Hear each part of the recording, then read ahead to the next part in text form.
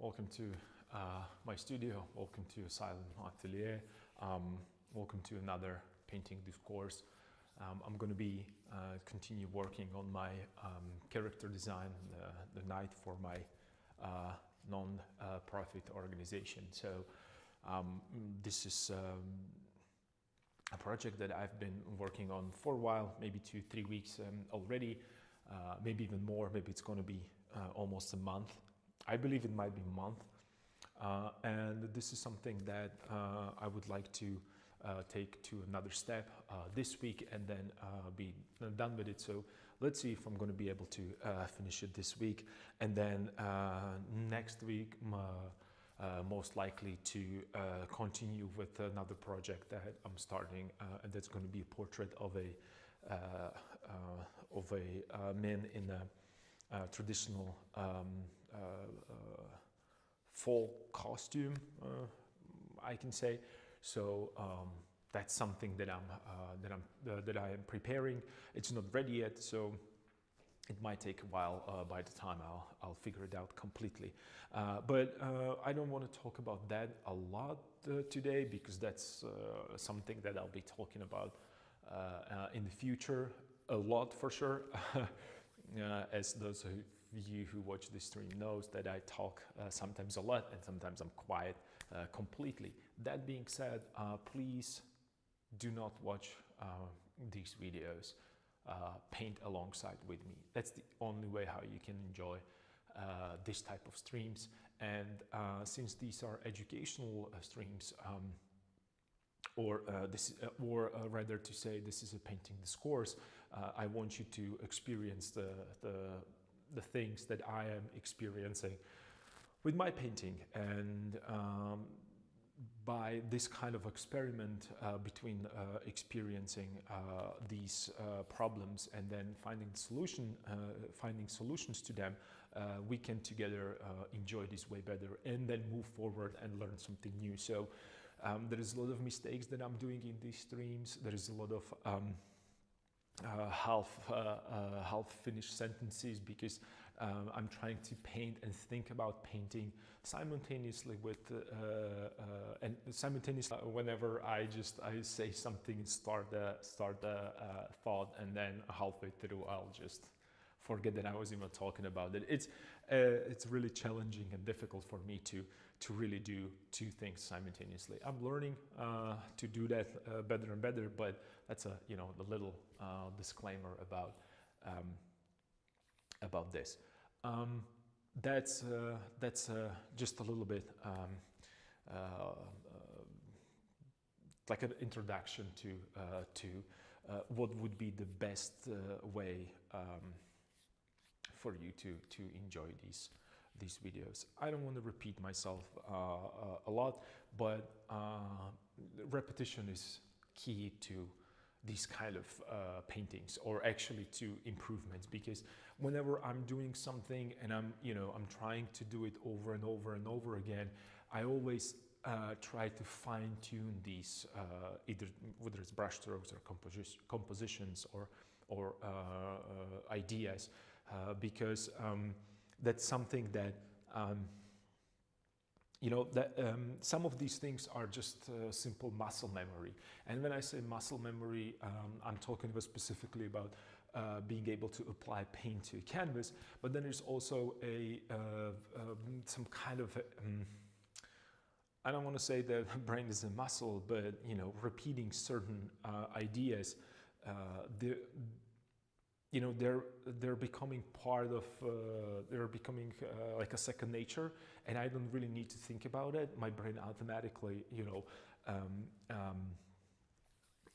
work with these ideas. So that's why sometimes I'm repeating certain things over and over and over again. And I will do the same thing today as well, because this is I'm gonna be putting finishing touches, not necessarily super finishing touches, but I'm gonna focus more on the details. I'm gonna go back to that helmet, because it needs slight adjustments, because I add a lot of information there last time when I came to the studio today morning and start thinking about this again. I felt like I lost that kind of a rawness of that. You remember I talked about this previously, that it's really bad photorealistic painting, and it's even worse painterly painting. So this is exactly the stage that the helmet is there. So I would like to put some, you know, a little bit bolder brush strokes to kind of, you know, connect it with that overall figure as well. So I might work on that helmet a little bit as a start to just kind of, it's still slightly tacky. Okay, that's cool. So to get that, to get these ideas in my head going, and then I will move to a hand, because you know, I was talking about the hand and how much I need to correct it, and I didn't get to it. So I might be working on the hand today, put a little bit more detail to bring it to maybe kind of a very close to that helmet finish there. And then I will again better understand what else needs to be done and what else needs to be improved. Because right now the helmet, again, it's a center point, it's a focal point, and I kind of like it. It's important for me to have it developed a little bit more, because that's then showing me how far I need to push the other things. And the moment that I push other things further, let's say the hand, again, I can then compare it with the helmet, how much of an improvement that helmet needs. And then the last question to myself is going to be how much actually, how good am I, or how good am I of a painter to push it even more forward without being photorealistic, which I don't want to do. But don't get me wrong, there's nothing wrong with the photorealistic paintings, by all means. It's just I prefer that style of, like that painterly style, but the brush application, that kind of these happy accidents that happens when you mix a paint on the canvas rather than just pre-mix and then, you know, paint by the number and putting it down. I sometimes do it I feel that these paint by number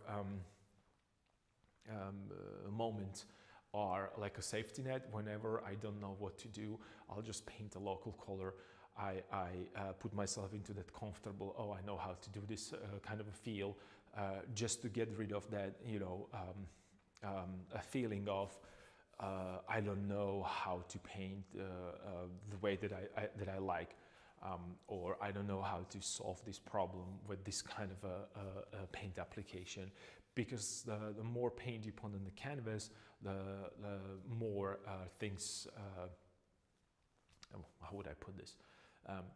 It's a little bit more challenging to handle a paint that it's thick and impasto, because you can't really lay on top of it. You will have a hard time to then move glazes around. It's really challenging, so I'm really paying attention to these things with my painting. And I love to have these rough areas against the smooth areas, against kind of just imprimatura, or just leaving the canvas untouched. And I decided to do it this way because this is an educational video. I'm trying to show you certain things that I do, and I want to show you that, oh yeah, there was a grit here at the beginning, because I didn't want to do a tracing. I didn't want to trace my drawing or my little sketch. I just wanted to draw it from the little sketch, and I just, you know, make sure that this is a halfway point, and I know where the halfway point is, and where the top of the head is going to be in the canvas, in the space. So I keep that composition in the frame, or in the size of my canvas, right? So, and I know that I could push him even higher, right? But then he would be wider, obviously. So I wasn't sure if I want to do that. And then I realized that no, this is a right position for him on the canvas as it is right now, because there is going to be a little bit more right here that I'm preparing to put there at the end. I'm not sure how it's going to look, but we'll see. I think it's going to be all right. And the reason is why I'm going to put something there, because my first initial idea was that I'm going to put a flag behind him right here. But for some reason, I didn't like that because it felt that it's, how would I put this? It's like too many elements there. They're taking away from the simplicity of this painting. That's probably the main reason. And then, you know, you can definitely explore these ideas with your own sketches, with your own designs that you're working on, because that's the primary kind of idea behind these character creations. You should not settle into the kind of you know, monotonous repetition of the same ideas and just, you know, repurposing it over and over and over again. The exploration, it's the key with the designs, and trust me if I tell you that from 100 sketches, if one works, that you're already on a great path. If you're a student, if you're a beginner, or if you're just someone who started with character creation and character designs, everybody wants to do them. They are not as easy as you might think. Only because the amount of people that are doing these character designs and creature designs, it's a lot. It's one of the most desirable things to do, especially today with that, you know, a huge game industry and movie industry and comics and graphic novels, so toys and so on and so forth. So you have to be really careful with these repeating ideas, repeating forms, and this is really classic example of repeating and recycling ideas. And truth to be told, it does not bother me that much, because this is not supposed to be anything new, you know, something that no one ever seen. This is more about I'm taking existing things that, you know, knights were using, and, you know, a little bit of that. Realism that it's very important for me when I work. I like to have that realism against that fictional or abstract. Yeah. So that's about that character design, and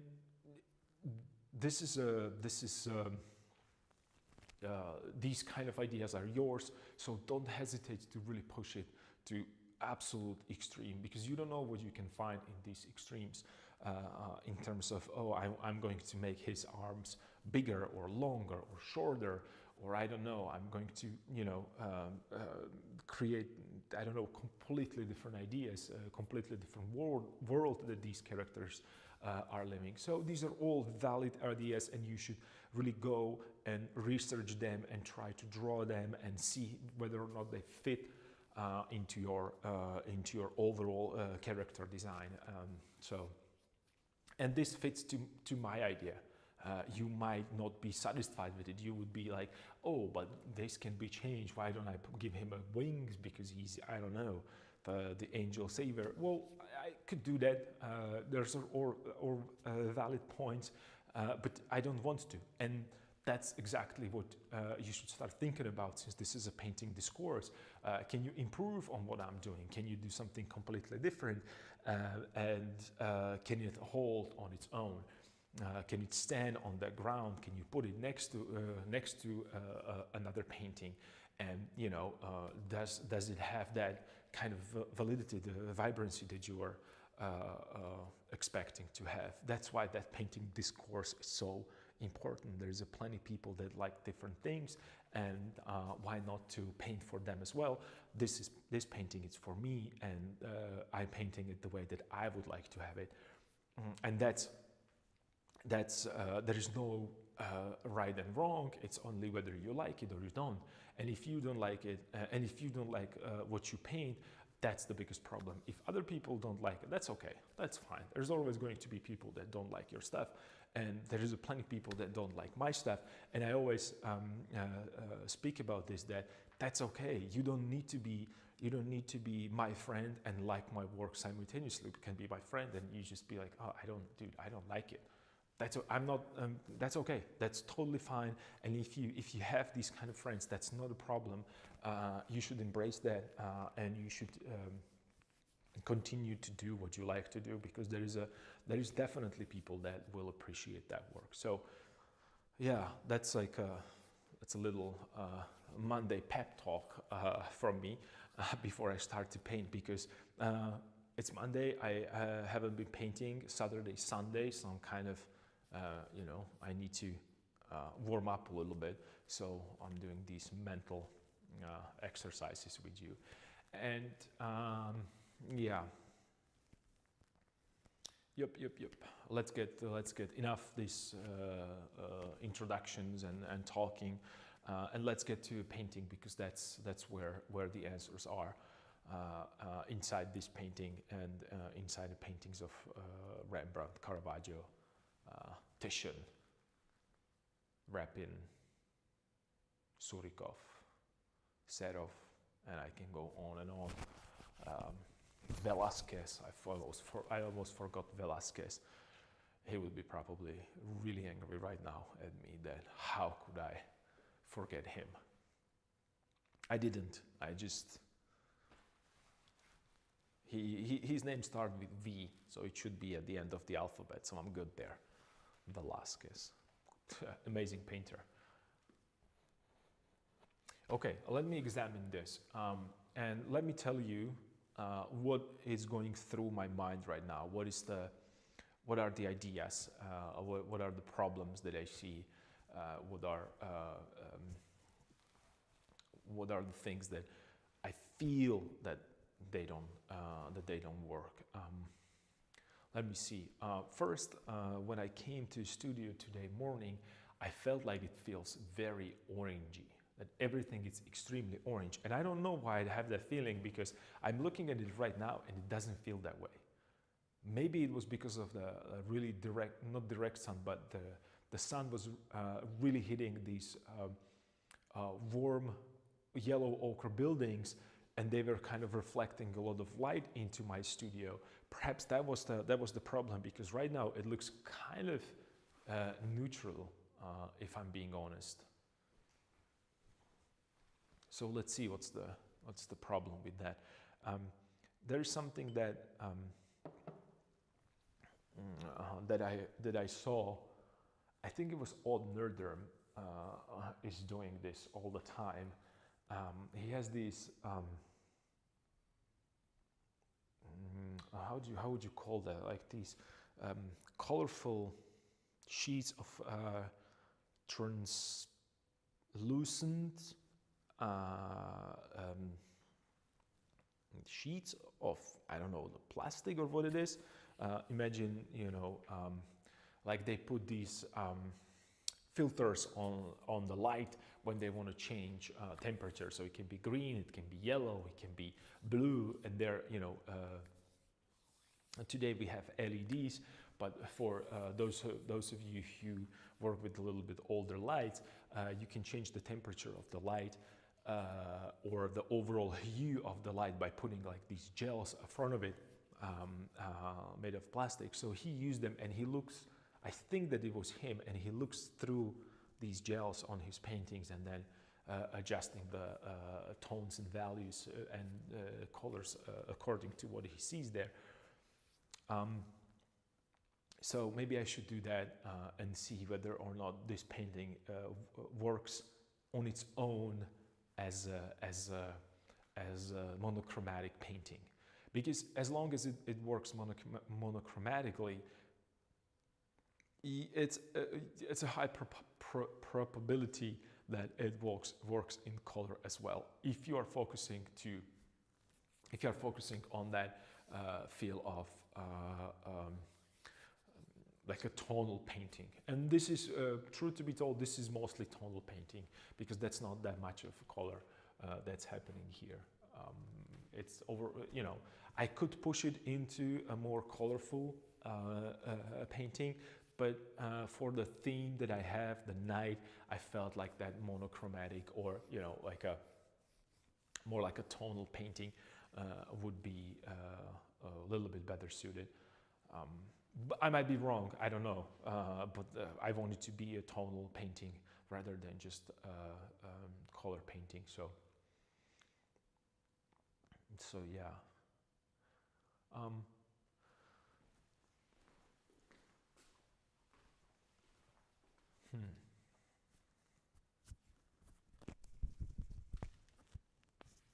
And I'm going back and forth, looking at that in the mirror, in the reflection, and I think everything it's all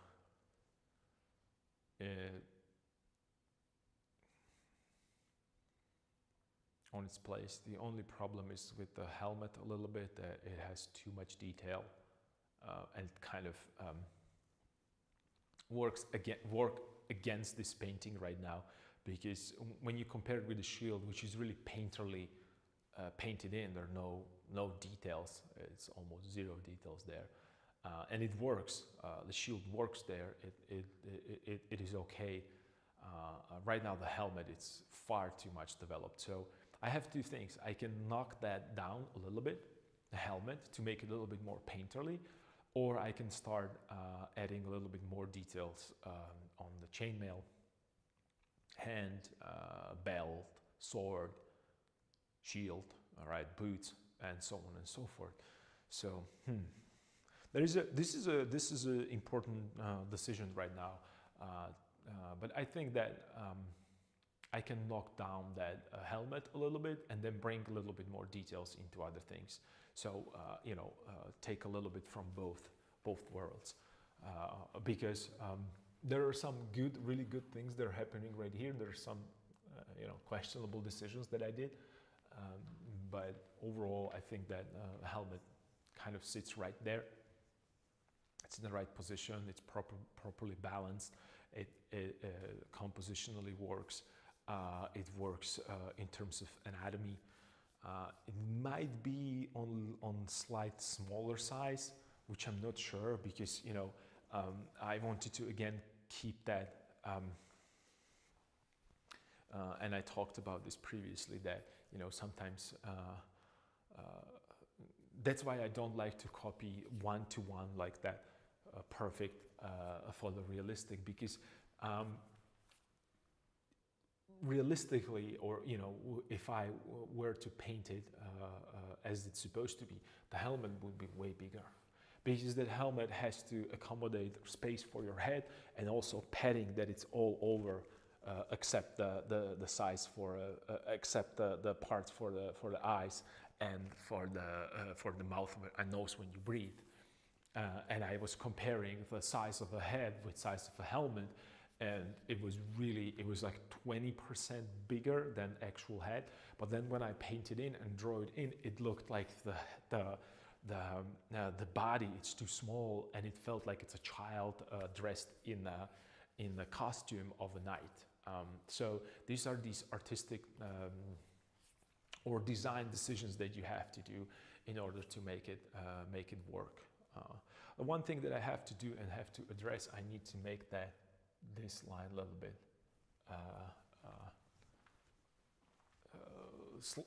under the slightly different angle, because it's kind of breaking that form, that turnaround. It doesn't feel right to me there. So I probably start with that adjustment, and then I will go and I'll be working on the head a little bit. Because even though I said that I like that it's kind of a dark, and it has kind of that dirty feeling to it, right now it doesn't. Right now it looks to me like it's not painted properly. That's something that bothers me more than the actual color. So gloves is going on. Glove is on, and let's start and paint this character. Let's work on this character. Let's improve on what we already have here. And I hope that you, while I was talking for about half an hour about my painting, I hope that you had a chance to set up your drawing or painting station, and you're ready to work alongside with me.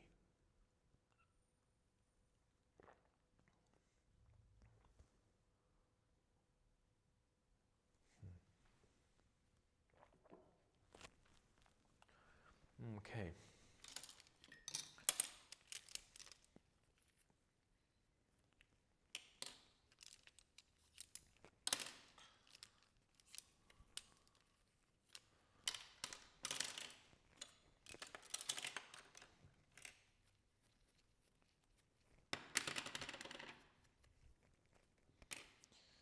Okay.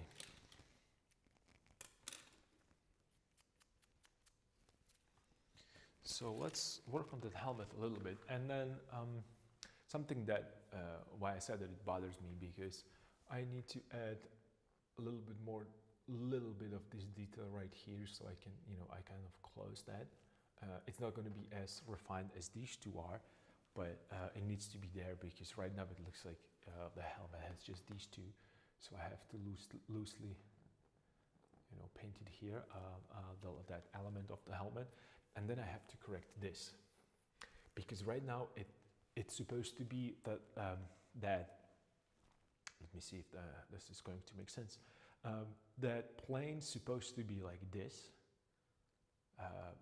on that helmet, and I have it like this, and it kind of bothers me that because it kind of breaks that overall feeling of the helmet being round shape. So. And it has everything to do with the values, right? So let's work on that a little bit, and then the way how I constructed it. So it's right here, and then we need to create a feeling of the side plane right here, perhaps. So let's see.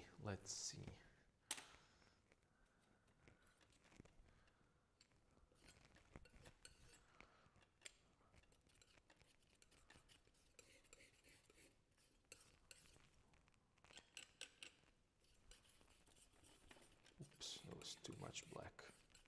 Never mind.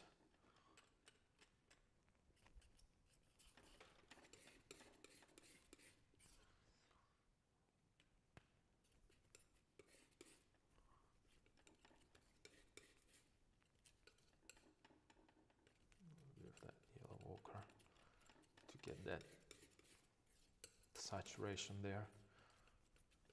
Nice.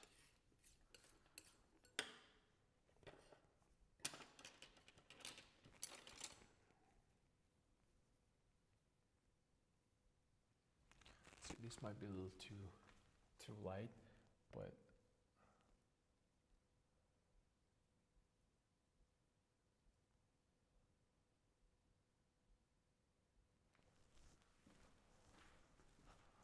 well, immediately it happens to be better.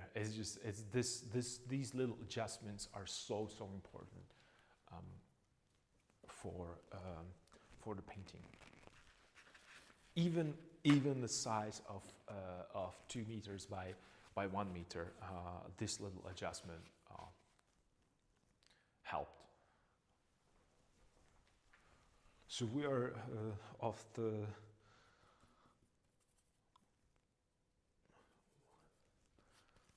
We started with a good call. So let us continue with that.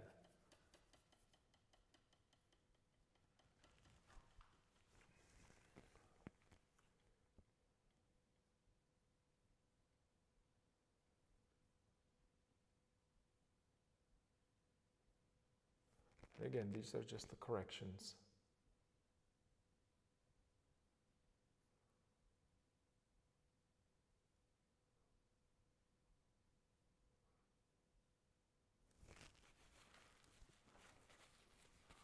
Yep.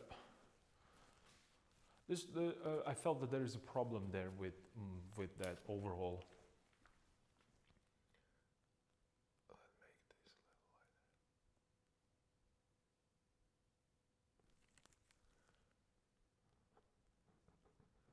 Cool.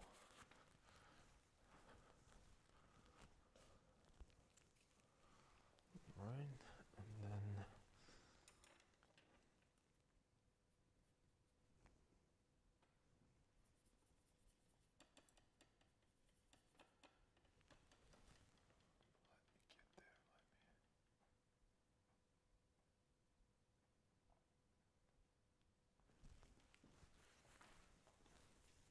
Let me correct that.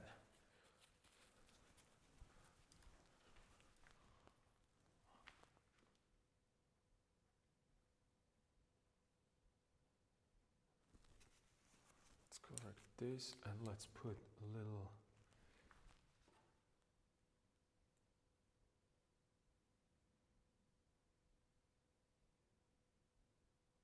side right here as well. Just a little bit, just a little side accent there. And these are really, really small, tiny adjustments. It needs to be here, a little further.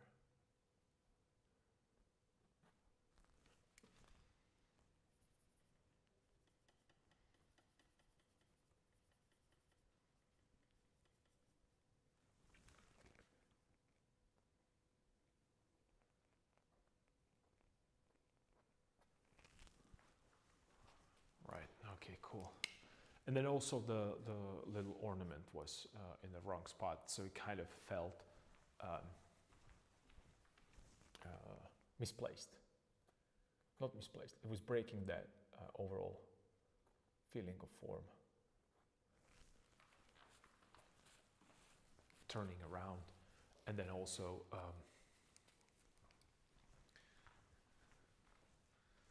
I should correct this a little bit.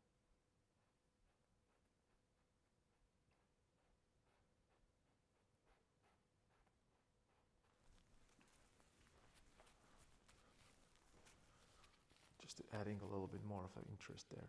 And I know this is barely visible, but trust me, it's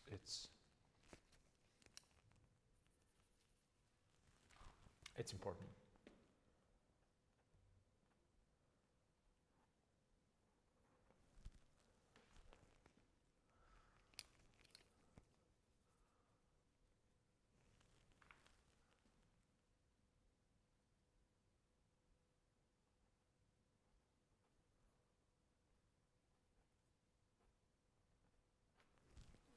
That.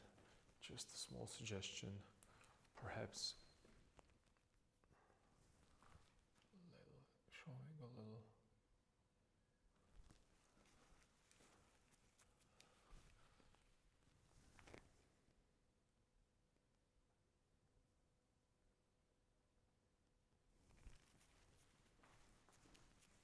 Yeah, way better.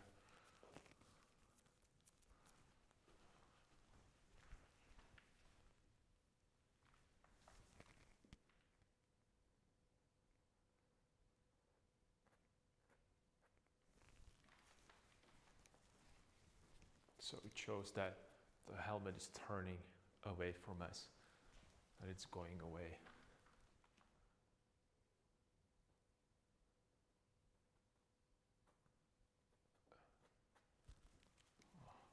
Like so. Cool, and maybe I should do it the same thing on the other side. So I have that, you know, the ellipse going properly.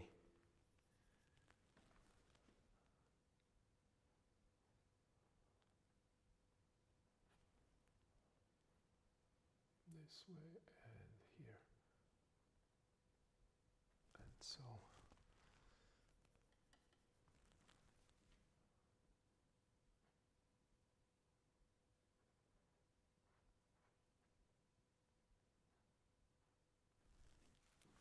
Just a little bit there, cool.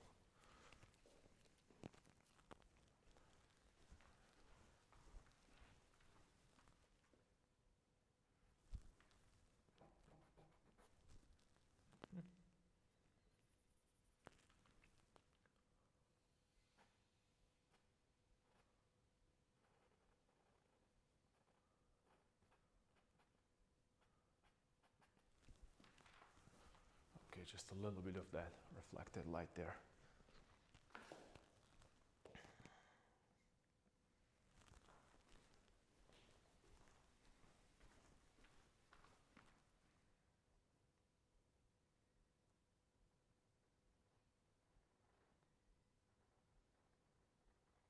I'm softening that edge that it's on the side, so it's a lost edge. So it was too harsh there. I want a little softer transition into that darkness, so it disappears. Cool, and then a little bit on this side. This can also benefit from a little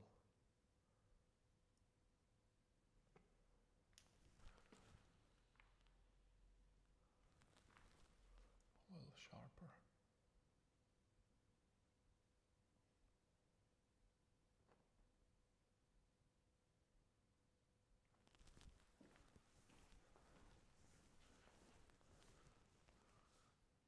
Cool. And then let's put this also here.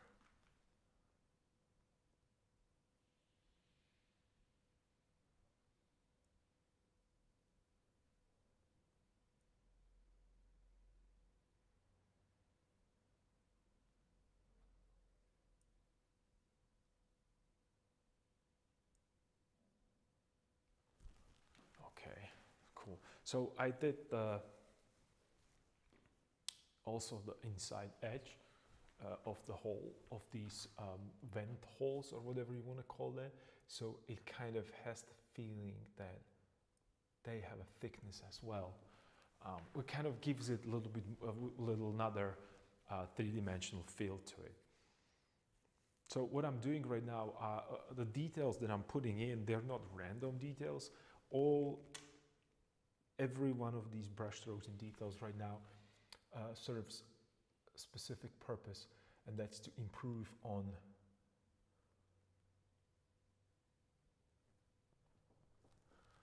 upon the existing painting. And I'm not using a reference right now because I don't want to paint from the reference. I want to make sure that I'm painting as a whole, and I want to make sure that adjustments that I'm doing are helping overall the whole composition and the whole painting, rather than just making sure that the helmet looks good. Because that might be another thing that is holding you back with your designs, that you are relying on these specific elements that you are putting there, and not on the overall feel to that painting. So that's something to maybe look into, or pay attention, or be sensitive that this might happen. That no matter how many good reference pictures you took or you have in your library, the important part is that as a whole thing, it looks good, or correct, or satisfying, or pleasing, fill the blank.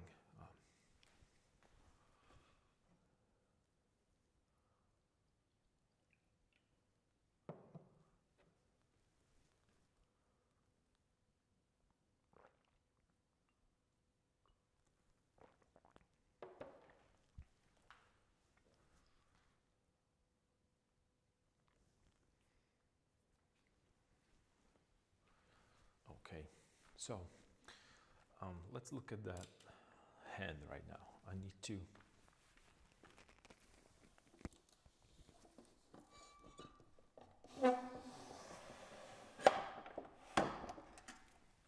raise it up a little bit. So let's see.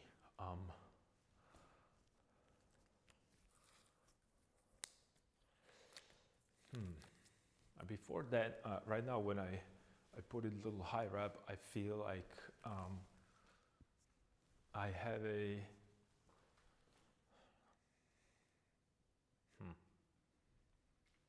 I'm looking at that mirror reflection.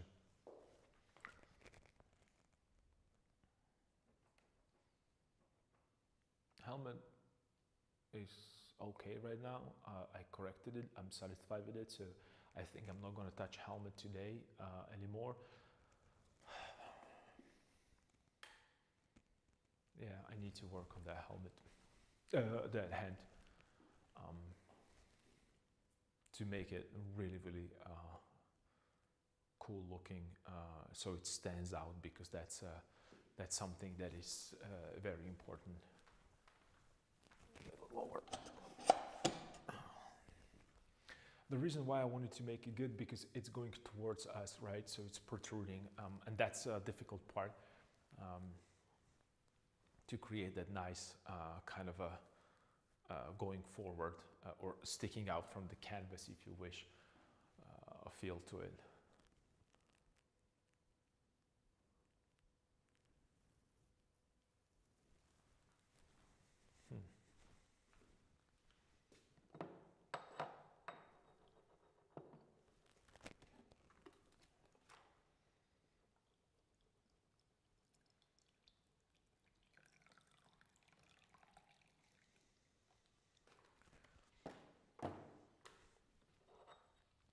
And I hope that you don't hear that interference from that construction that is still going on in the next, or in the building that it's next to mine. Or actually, it's not building next to me. It's the same building, but it's on the opposite side of the building. But I can hear it, so I'm worried that you can hear it as well.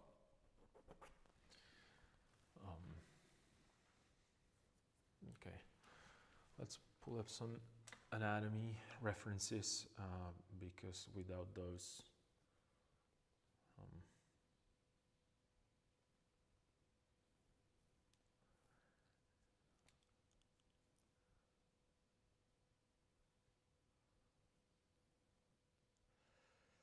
so,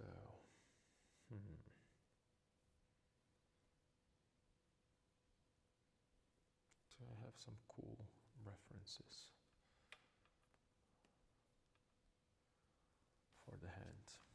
Let me see.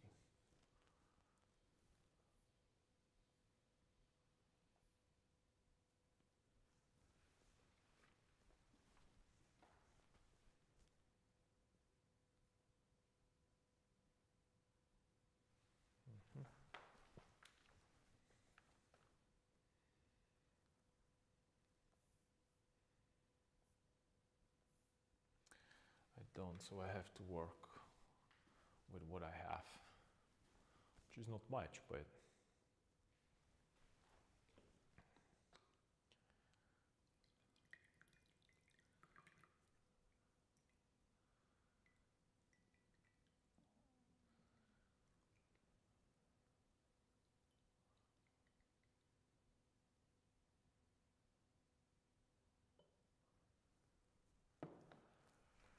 so I should probably start with that shadow a little bit, cast shadow.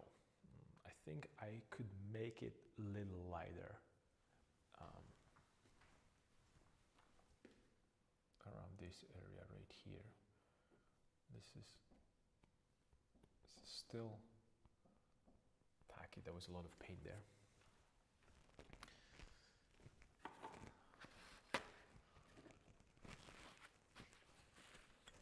And the reason why I want to make it lighter, because when I'm standing back, the hand looks too big, because the shadow right here, it's kind of making those two fingers that are connected to or touching each other a little too big.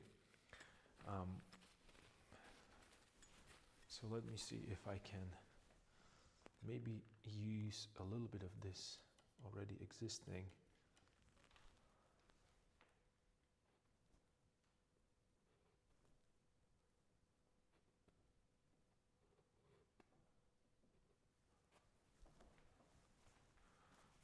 Okay, that's starting to work.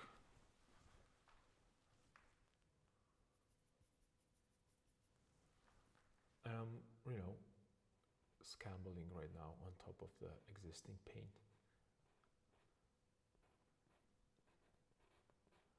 was warmer, it was warm, and right now I'm making it a little cooler, and I'm trying to soften that harsh transition just a little bit, so it doesn't feel that like a cutout.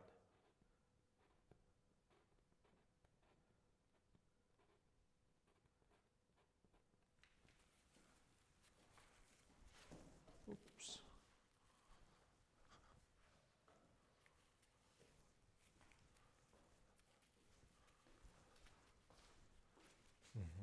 This looks better because I have right now there. I want to show the difference between light and dark, but when I'm, of course, between light and dark, but then also in the darkness, I want to show that fingers are a little warmer and the cast shadow is a little cooler.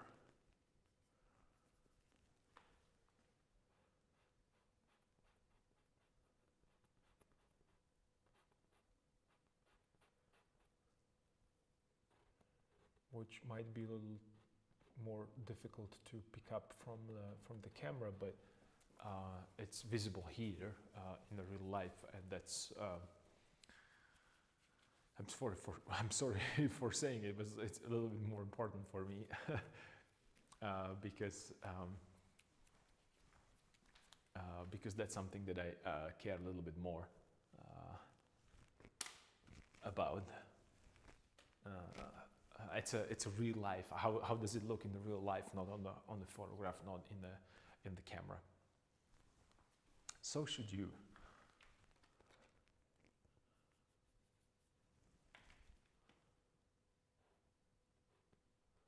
So I'm softening it, bringing it more, bringing it closer to that background that the hand is laying on. So if I have a shadow being casted, if I have a shadow that it's being casted by hand on the surface that it's light, it needs to resemble that,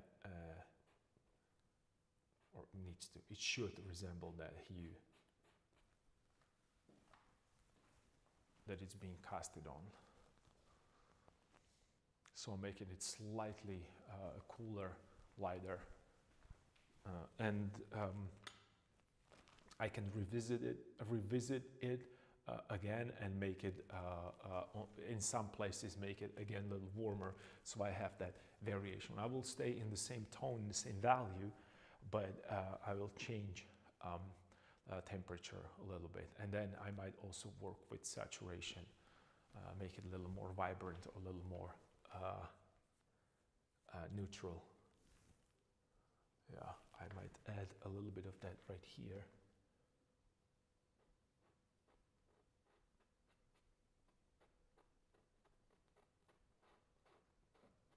To create that kind of a feel that also there's a little shadow right here inside, from inside here. And these are little small adjustments that they kind of help visualize, or they're showing that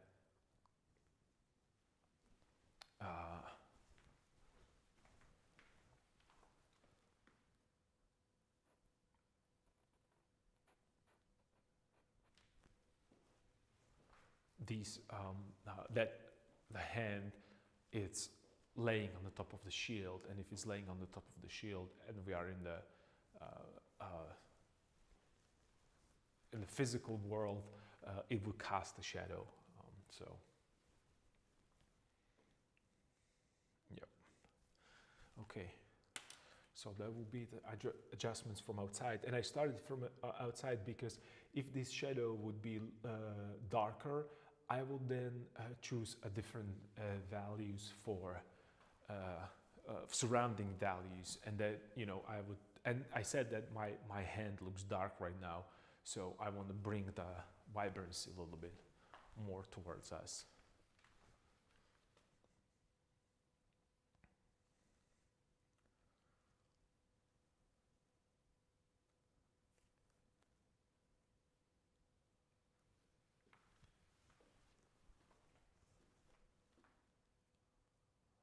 Let's see how much can I push it.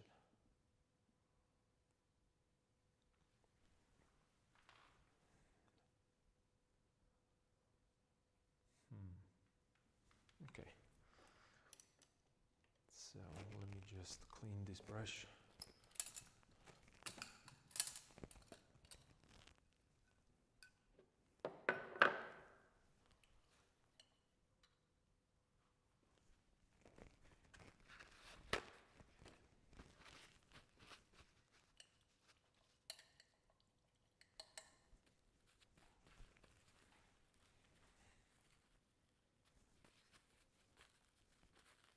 And I'm going to play a little bit with these, with the shadows. So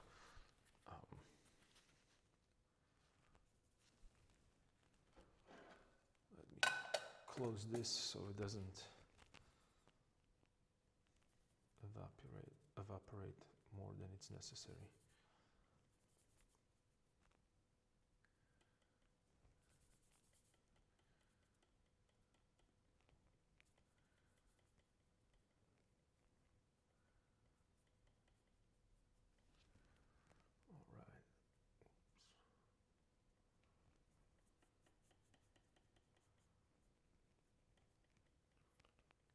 Now it's really saturated and warm color. That's okay.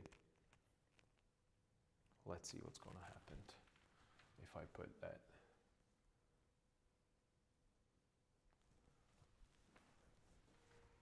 It might be a little too much.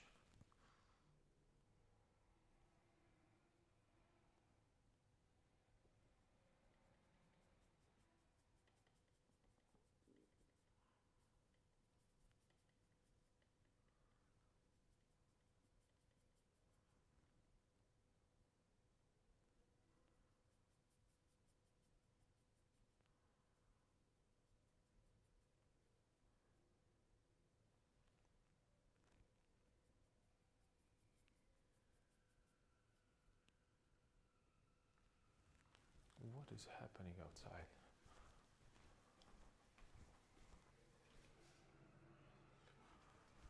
Oh.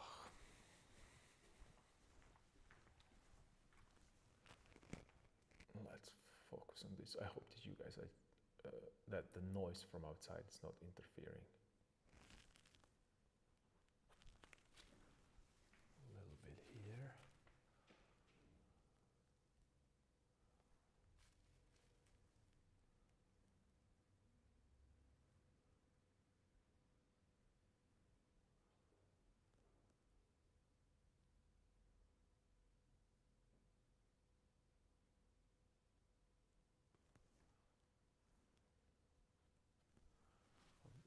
I'm helping myself with a little bit of anatomy references for fingers where the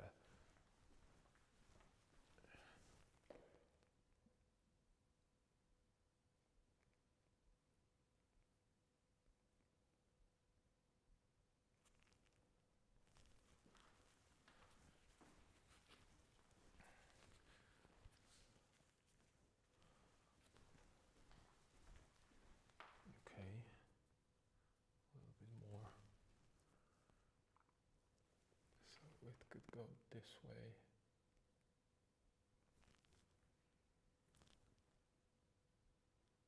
And then this way, yeah. The bottom one.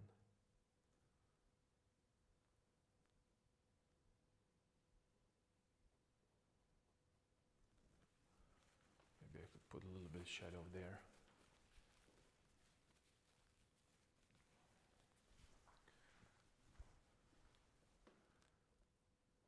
And maybe this could go into shadow as well. Let's see what's going to happen if I put this into shadow.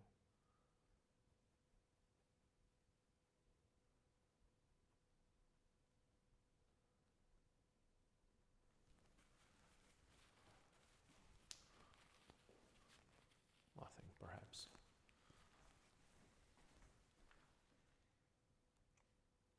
Okay.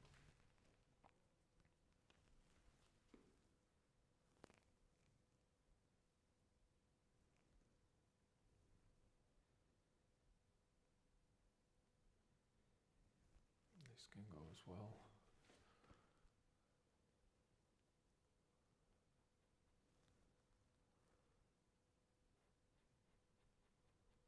I'm warming up shadows right now a little bit, so they're there is a clear distinction between the warm and cool. So I have a warm shadows on the fingers and the cool cast shadows in comparison.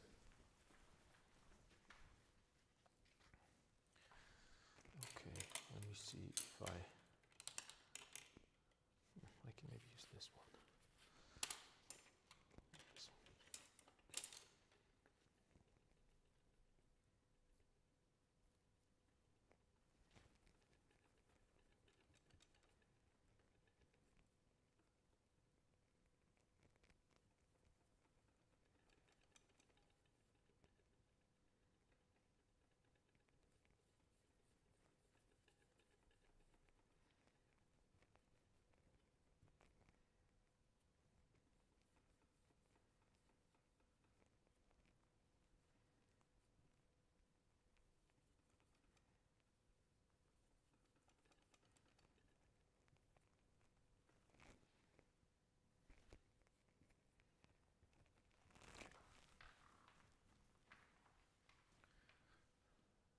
This is going to be probably way too light.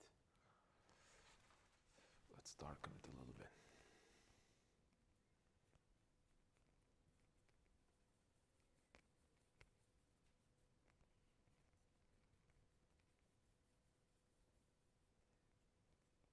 Better. So this can go here, and I can just make a little adjustment here and here and here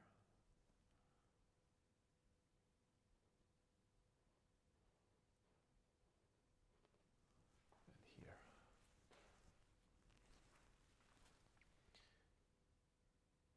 I can push it a little here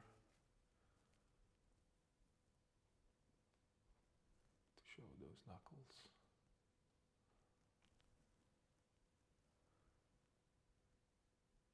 Same here. Show those knuckles a little bit. So what I'm doing right now, I'm just trying to, again, improve on existing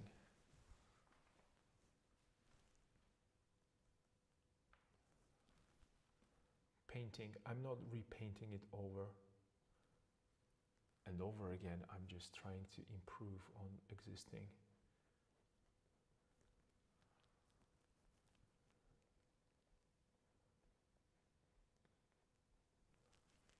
Step by step.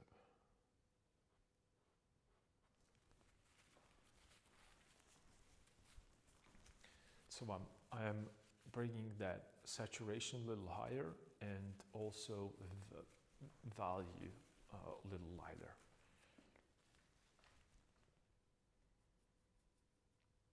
And this might look very, very saturated, but the reason is that, like I said, I'm scumbling on top of already existing paint.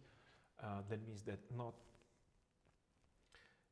if I would use the exact value, I might get into it might not be light enough. That's what I'm trying to say.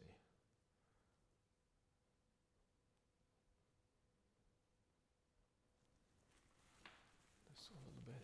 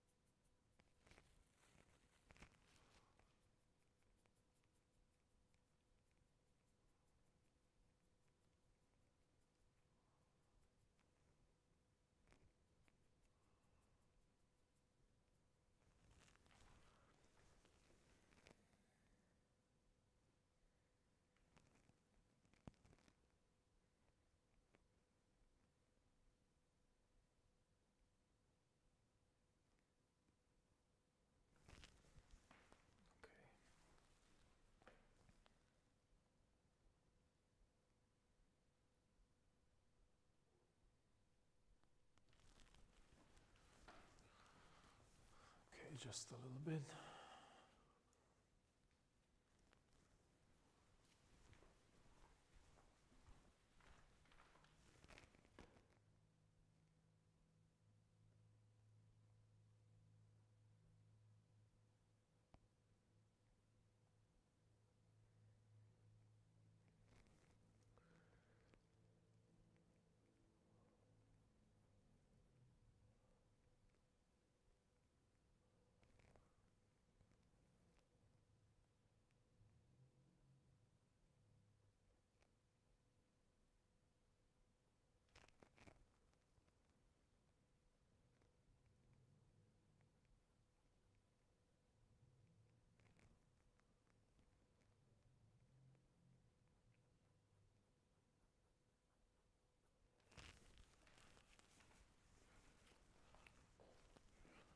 All incremental improvements in terms of volume.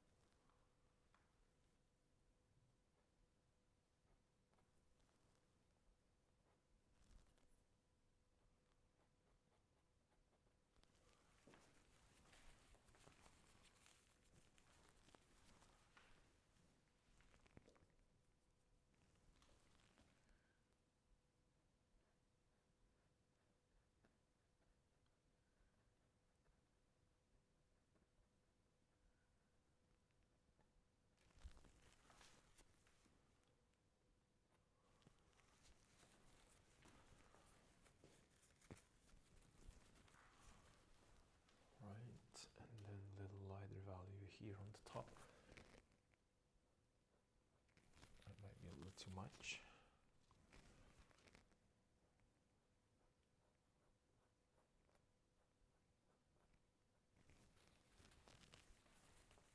So that's going to be a knuckle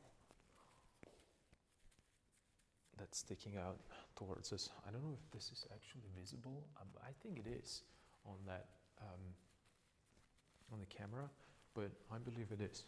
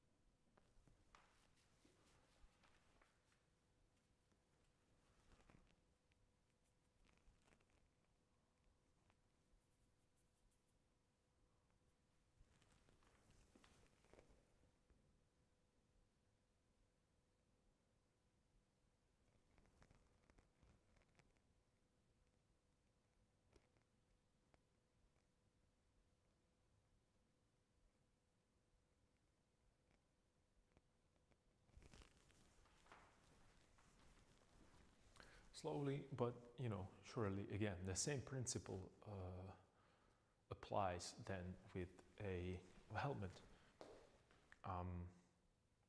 I'm doing little incremental adjustments, and I'm trying to see whether or not it works.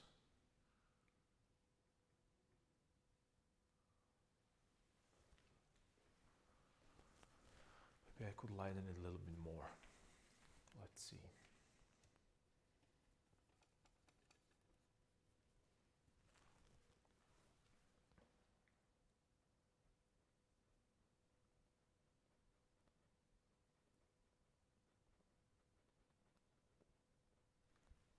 So I make the distinction between top side and front side.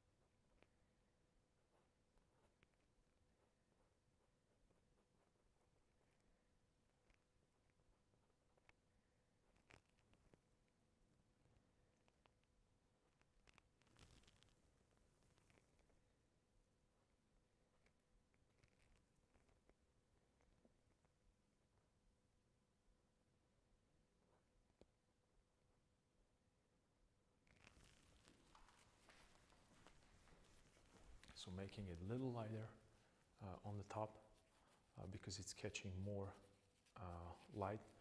And I don't know if you can see it, but I'm pretty sure that you can, that it's starting to look a little bit more like starting to resemble a little bit more of the hand with all the anatomy.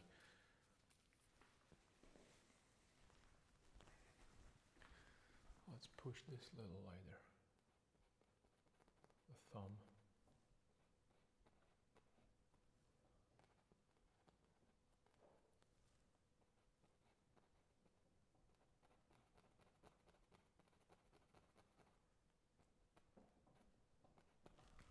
Scamoling on the top, a lighter value, a little bit more saturated, so it doesn't feel that bark.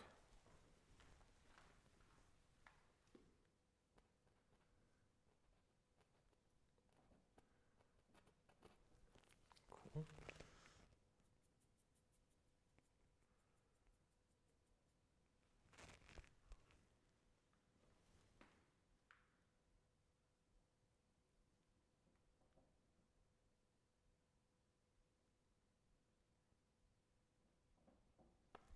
softening the edge there and working with that silhouette.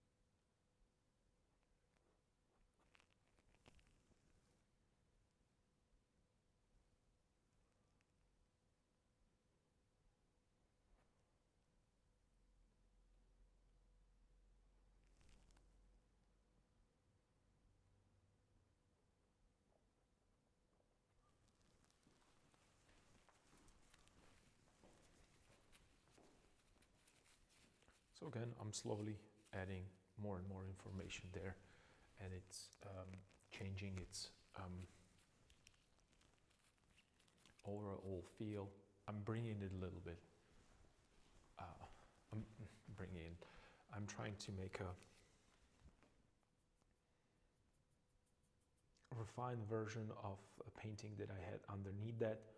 The same thing, I'm not repainting it fully. I'm lying.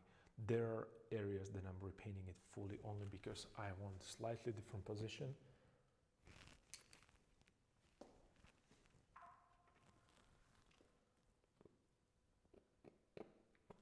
Oops, like so.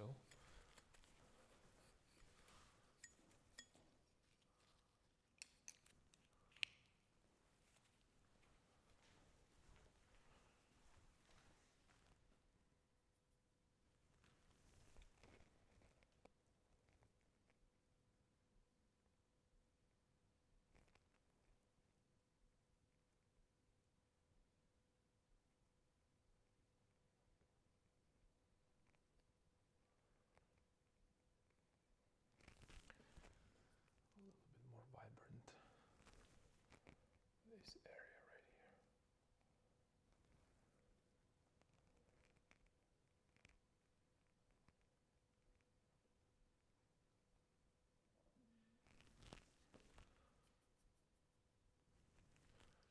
What would be the, I will call this, I'm refining it. Refining it. Yeah, that might work.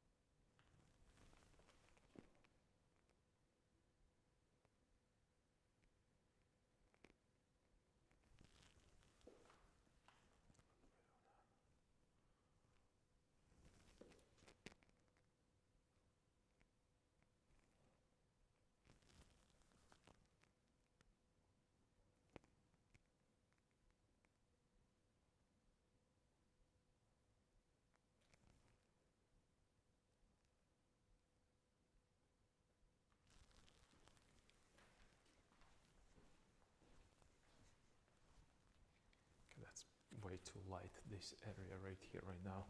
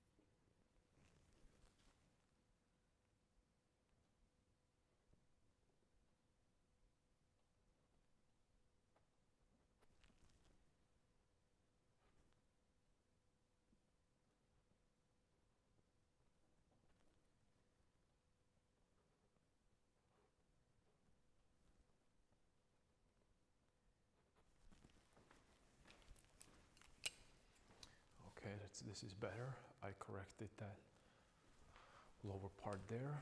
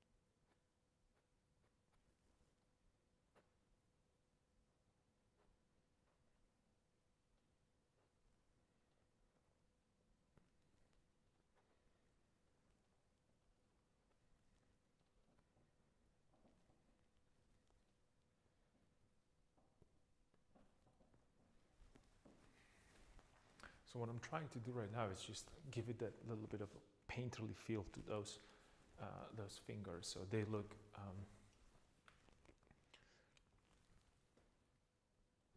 so the paint application, it's a little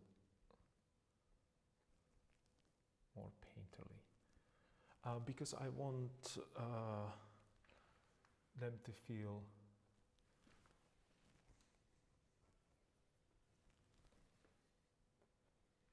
that these are working hands, not kind of a softer approach that I would use for someone, you know,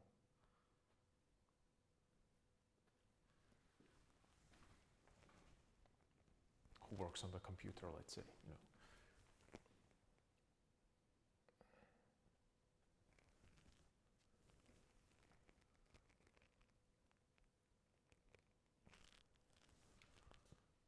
A little bit more of that yellow ochre.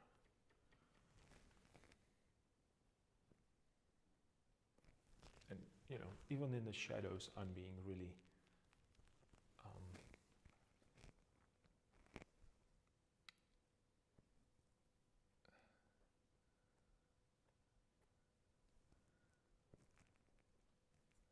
thick with paint, or not shadows, like they kind of reflect. Now it's like a half tone, you would call it probably.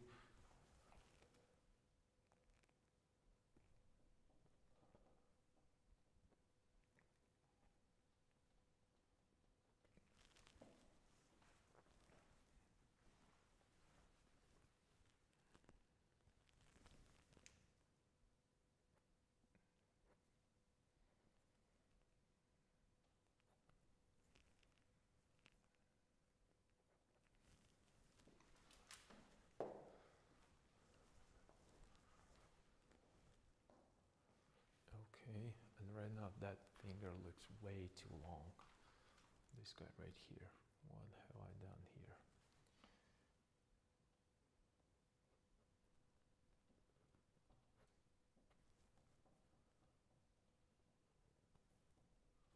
Let's make it a little.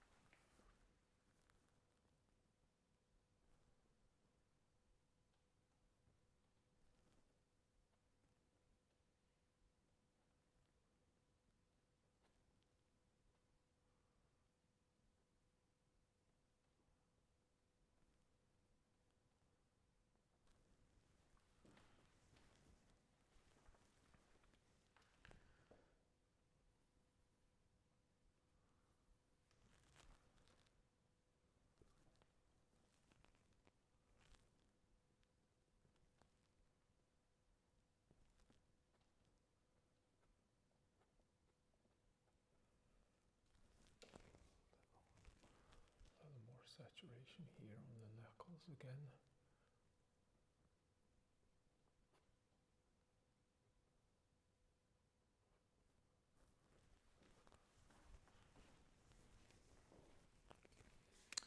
And it's again a little too dark.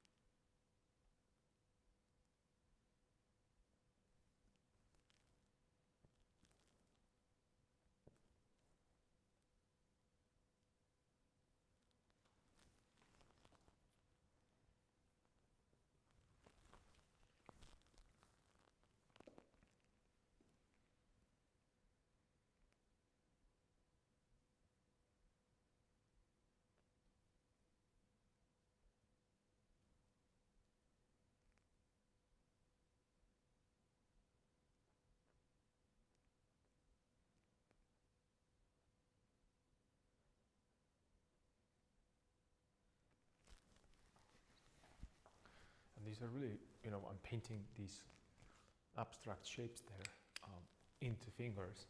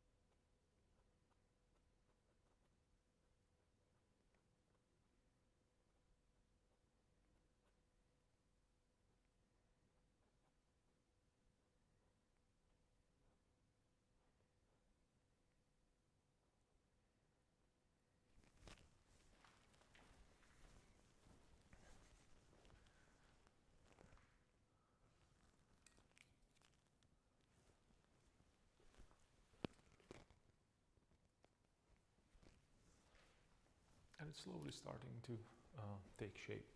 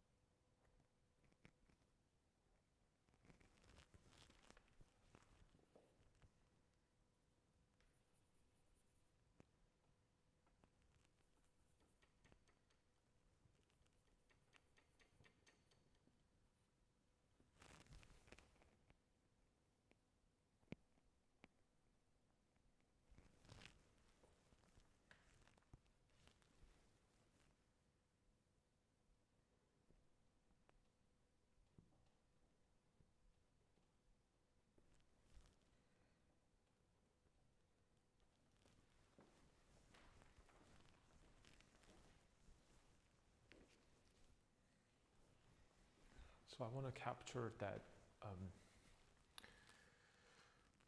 essence of what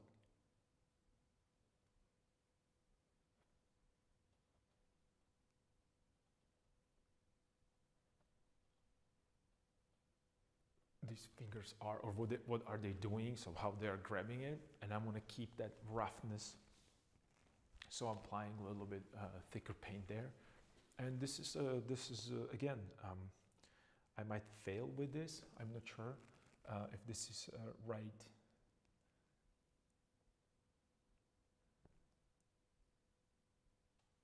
way to approach this, but I need to test it. I need to try it, whether or not this is going to work for that hand particularly.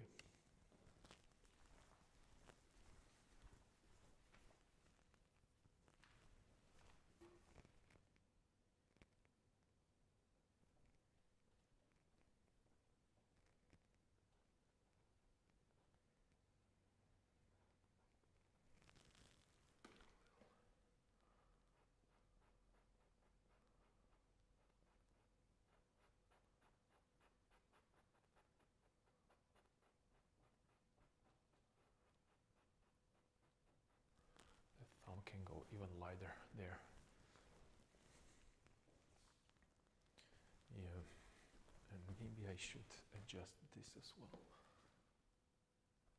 This.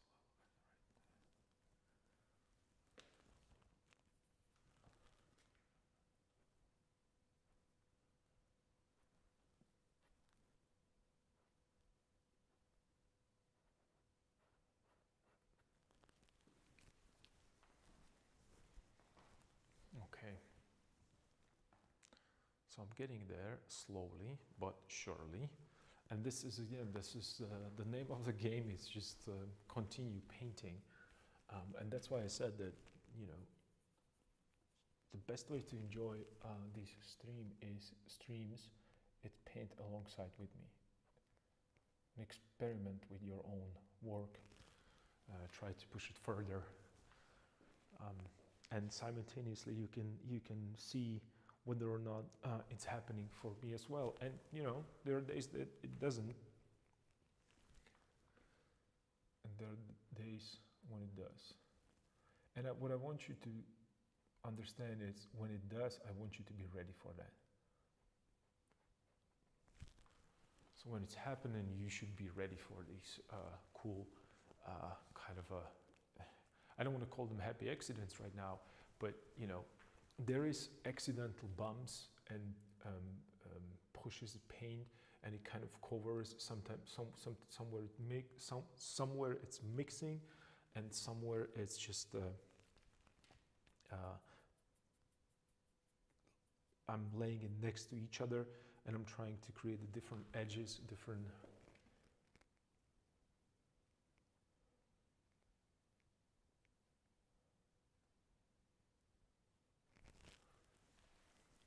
But this is, I'm not worried about this right now, you know, because I know where the hand is, I know the structure of the hand.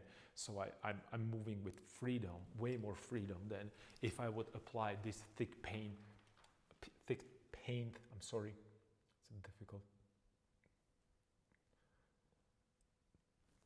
Just randomly.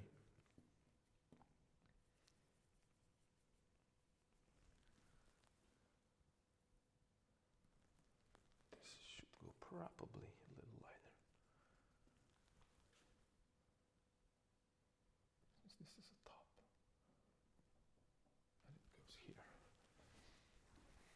Let's see, and I'm slowly building up upon existing. In the moment, you know, like 5 to 10 minutes ago, it might look bad because I was adjusting the paint, I was adjusting the size, the colors, and right now I kind of felt comfortable with positions. I felt comfortable with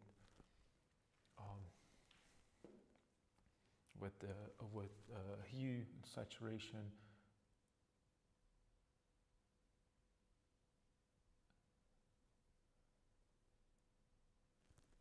and I can right now focus on, you know, continuing with that painting.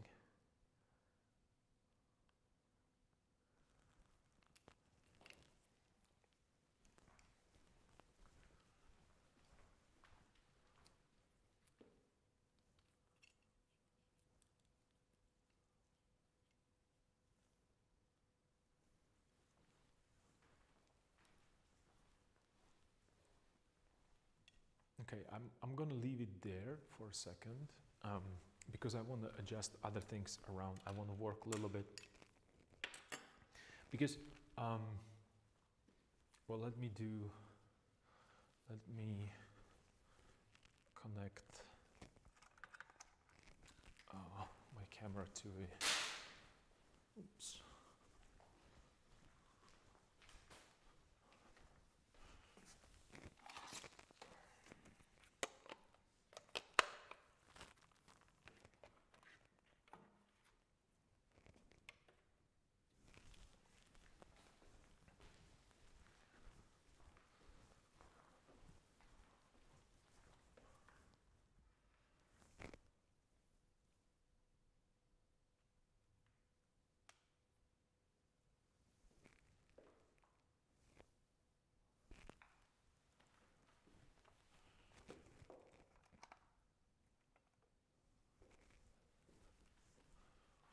Okay, I connected my camera to a charger because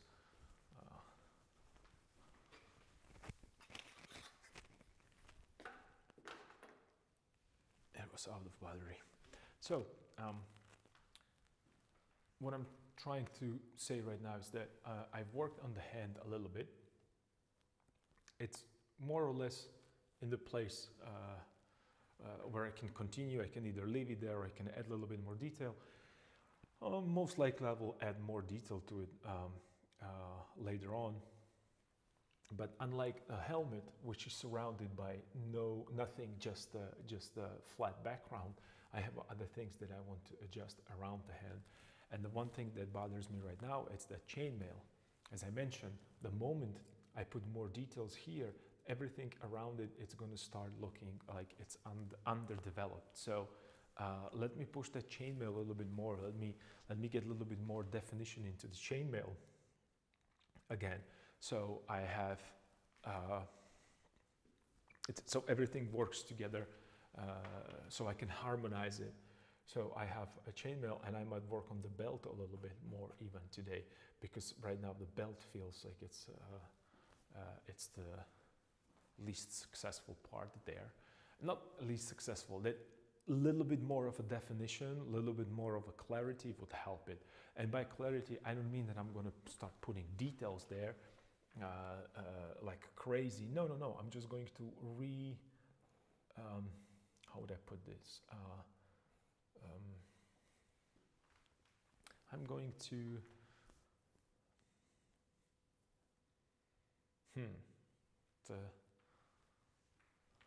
this is a moment for me to really think about what I'm going to say. Refine. Okay, I'm going to refine a little bit more. I'm going to refine the lines that I have here, or actually not lines, the shapes, to make sure that they are working for me, not against me. And by for me, I mean describing the form, so it's helping the overall picture. It's not a lot. These are going to be really a small adjustments. Why are they going to be small adjustments? Because again, I'm not going to repaint that belt, because I like the position, I like the movement, I like how it works here. So I don't want to repaint it. I just want to make it better, or as good as possible.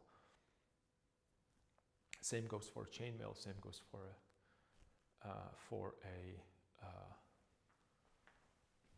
sword, probably later on, maybe even shield. But shield seems that it's okay. Shield bothers me least. Maybe I can put, just for fun, a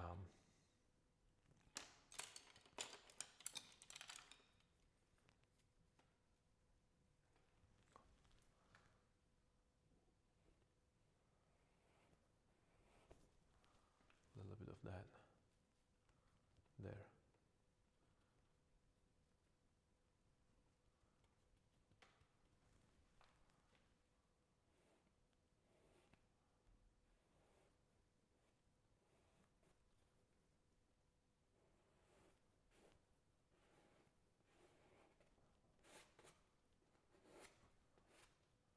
just a little bit, so I know whether or not I'm in the right spot. Yeah, yeah.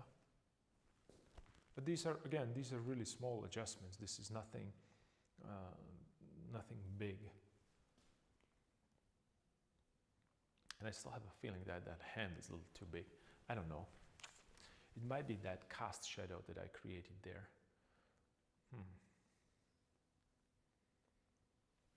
Maybe I can soften it a little bit more.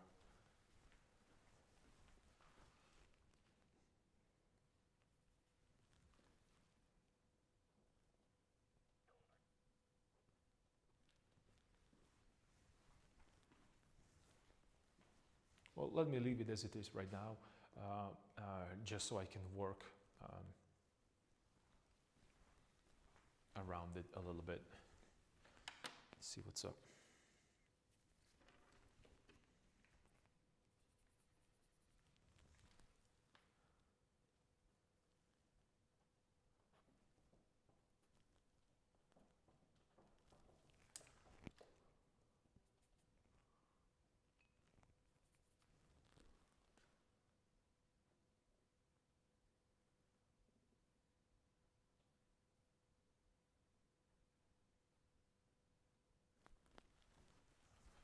So I'm reinforcing some of those dark lines there. I'm making them, because they were previously, they were dark, and I want them to be like a black, and I want them to be connected to the hand. So the hand, it's continuing, or the arm actually, it's already there in the shadow, so it's continuing into that space. Same as I did on this side, and like I can reinforce it a little bit more.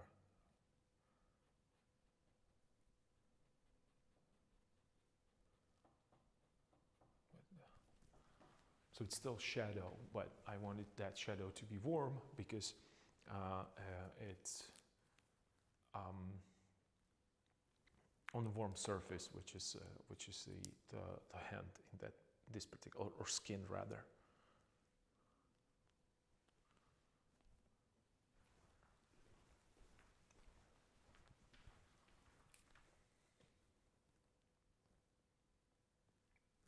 Okay, so I can maybe bring a little bit more of that right here. So let me see if I have a good reference for that, for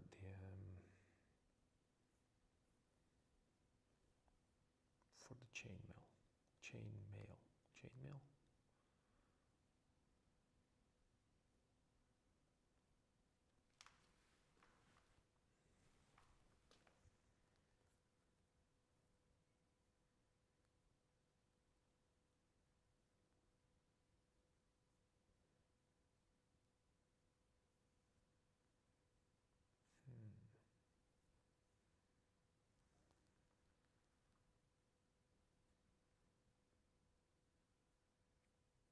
Let me see.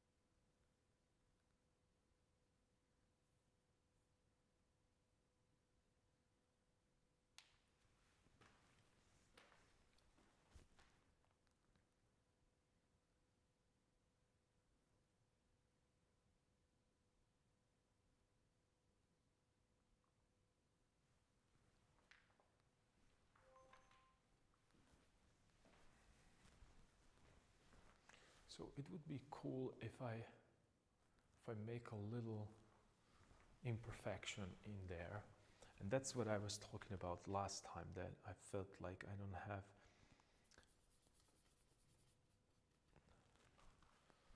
Let me see if I can do this.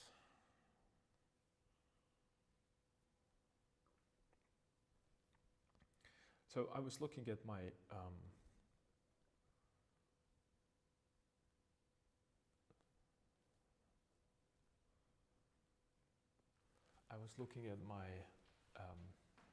references, and I realized that I could make this a little more, you know, it's not like a one continuous line, but little imperfections there, so it kind of goes like this. Let me see if I can, let me clean this brush.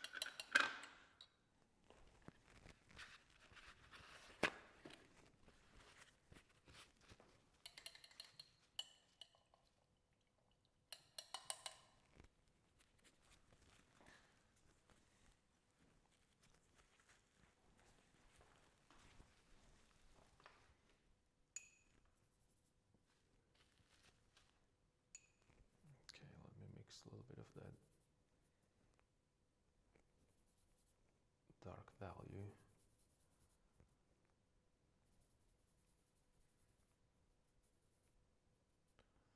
A little warmth into it.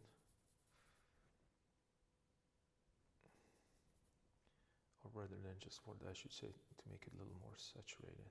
Okay, cool. And let's do this. Let's play with it. So it will go this way right here. And then up here. So this would be dark. Like so. And then here. And it disappears there.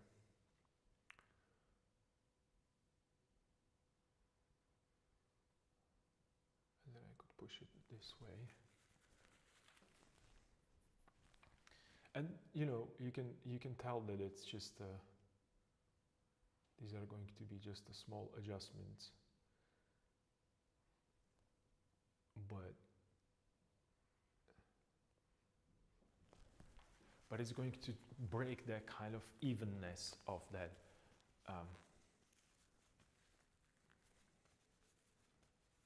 chainmail, and that's what I need, because I was thinking about that idea that I was that I proposed the last time, that you know, it would maybe do some elements right here that would work together with that shield as a triangles, but I sketched it a little bit, and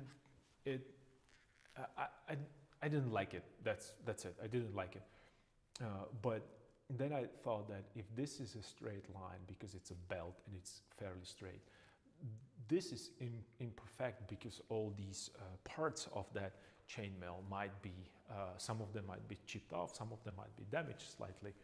So I can make those, you know, like a break that one continuous line there. And the same I could do probably here, that, you know, some of these things are just going to disappear into a background, like so. And it would create a little bit more of that believability as well. Just a little bit, not everywhere, just a little bit. So I have that shoulder kind of receding, this part of the shoulder going away from us and inside of that darkness.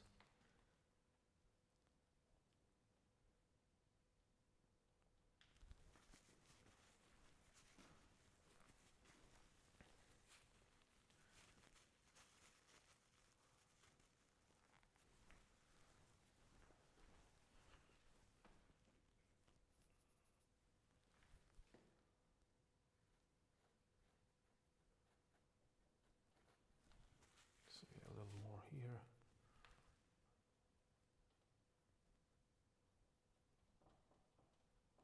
Maybe even like this.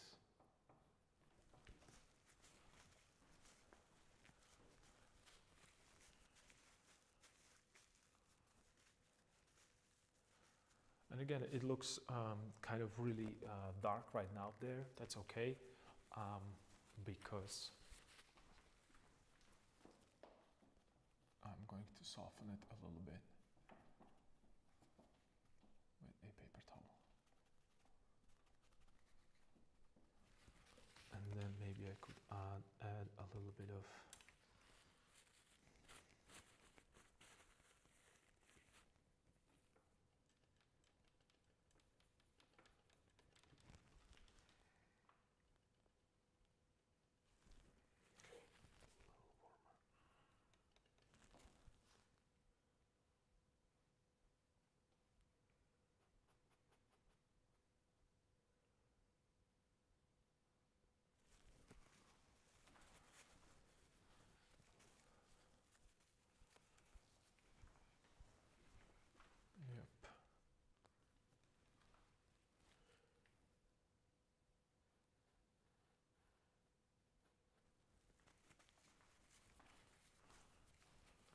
break that edge a little bit.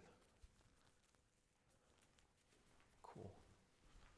I just created two repeating things again, because why not?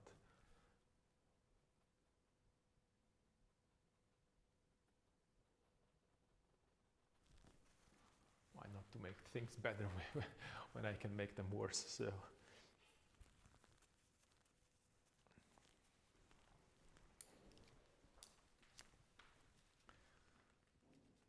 Darker value right here.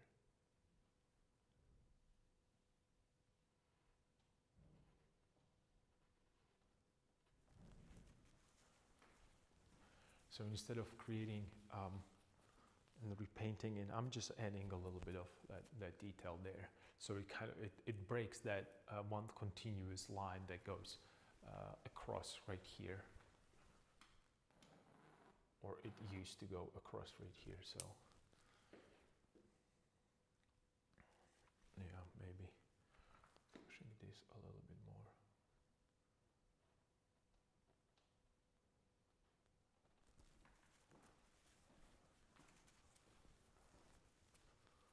That way.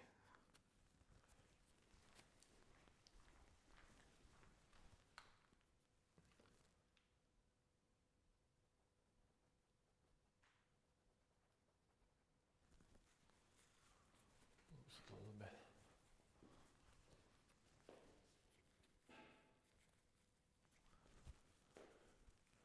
Yep, that helped, because it was that kind of a. And maybe I could push this a little more here, perhaps.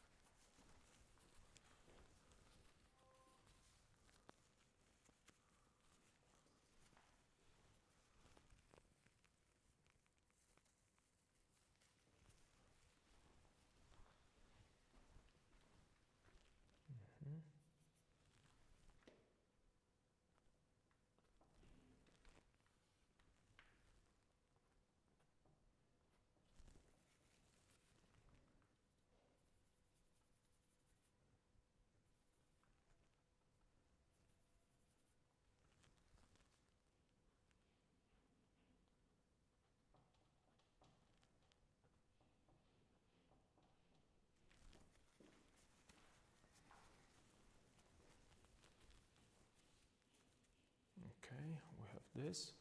All right, and let's do a little adjustment here as well. Let's push this and this right here. Okay.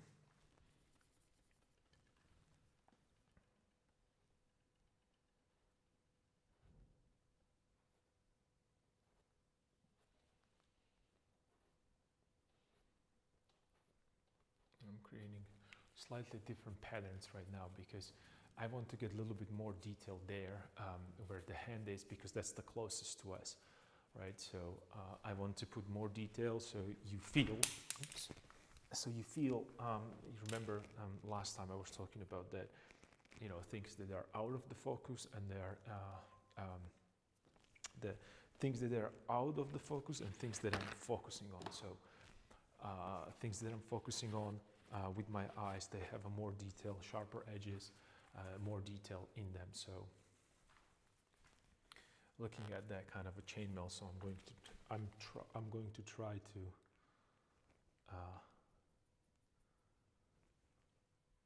create that kind of feel.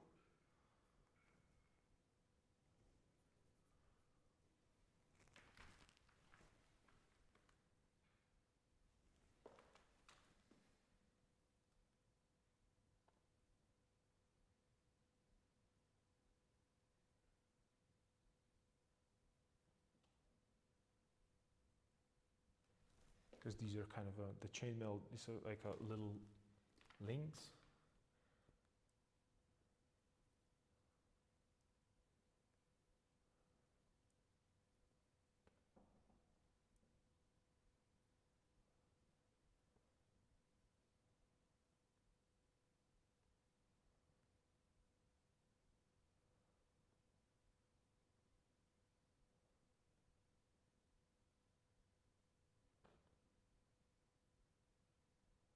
So I'm creating little links there. So it feels a little more chainmail-y. That's just ridiculous. You shouldn't listen to me. Sometimes I'm talking. It just...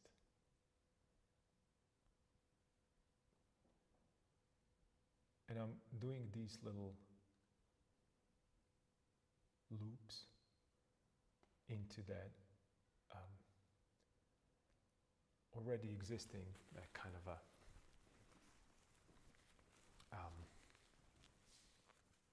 abstract painting there.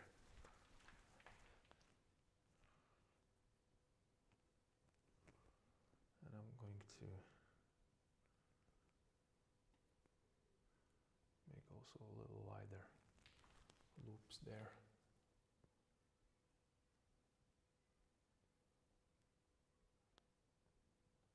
Here and there.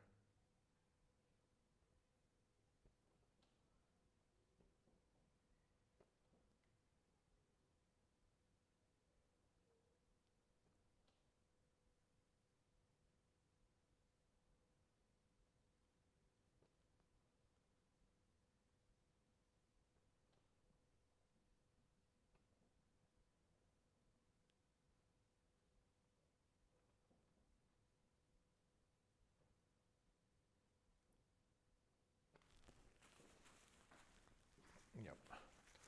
So it's still kind of abstract, but instead of, I'm placing certain brush strokes. So what I'm doing is I'm creating, this kind of brush strokes next to each other, like so. So it feels like they're linked, and sometimes, the underneath, it's like this with black, and then again, I'm going light on top of it, and it's creating that kind of a interlinking, a random pattern that I want to have there.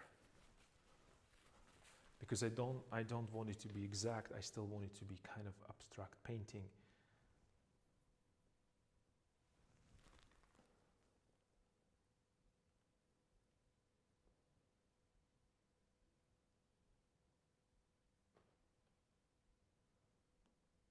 Kind of mosaic.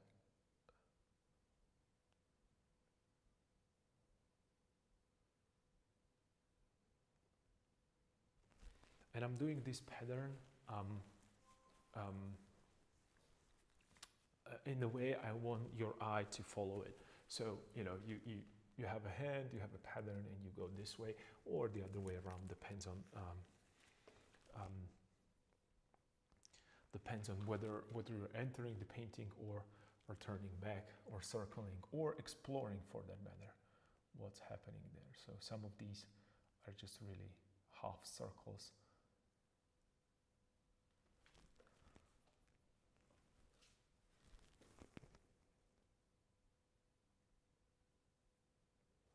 That are placed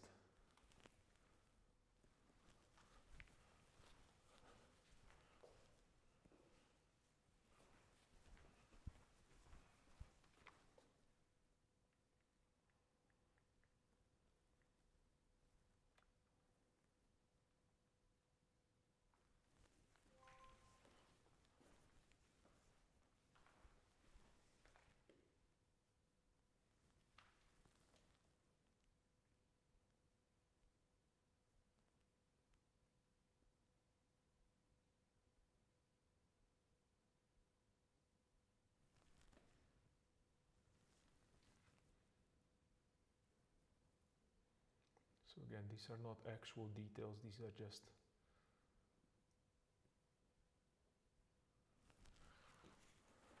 you're gonna when you're looking from a distance, it feels like a chainmail, but when you get close, it's something that a Rembrandt mentioned, that painting is not for smelling, it's for looking. So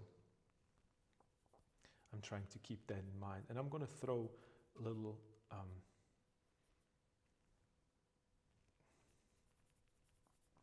kind of a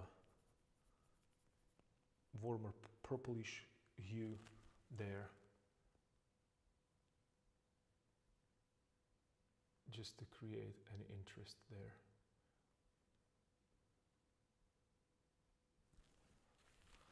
And then right now something a little lighter and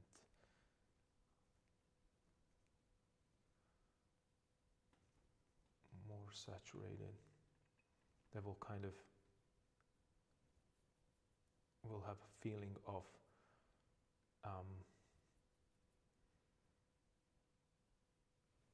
that shininess of metal. So let's just do that a little bit.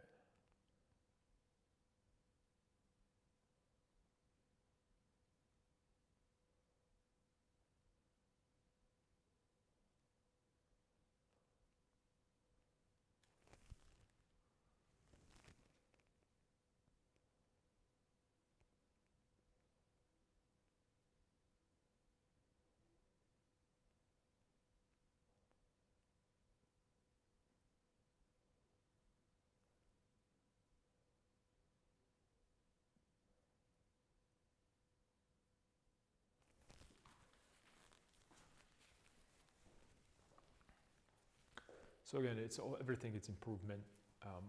Everything's supposed to be every another. Let me rephrase it and rephrase it and rephrase it again.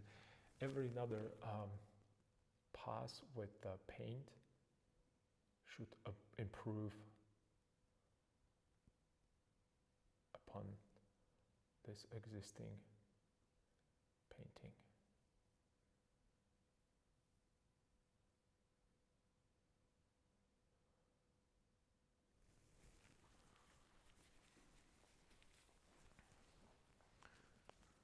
Okay, and I'm going to do the same thing in that chainmail that it's on his shoulders to give it a little bit more of that. Let me just lower this a little bit.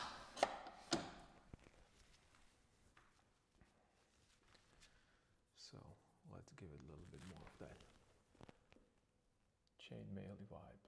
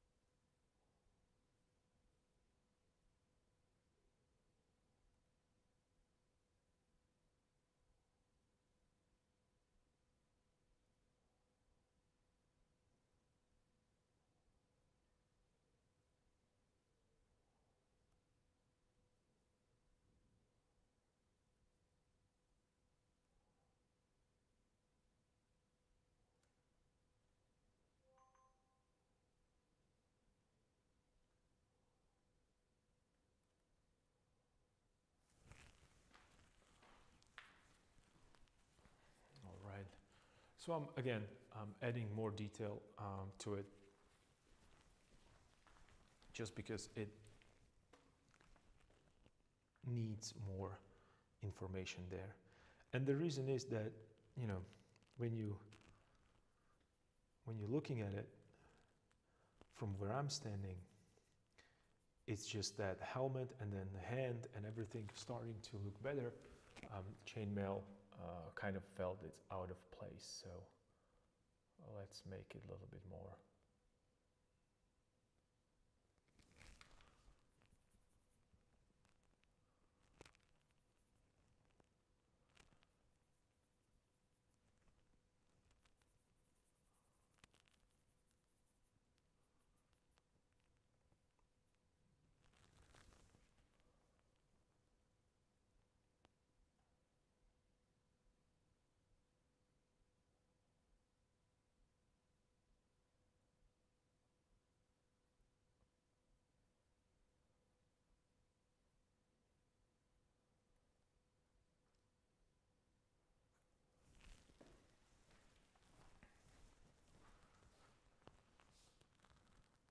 Way too light there, so let me just bring dark pigment there.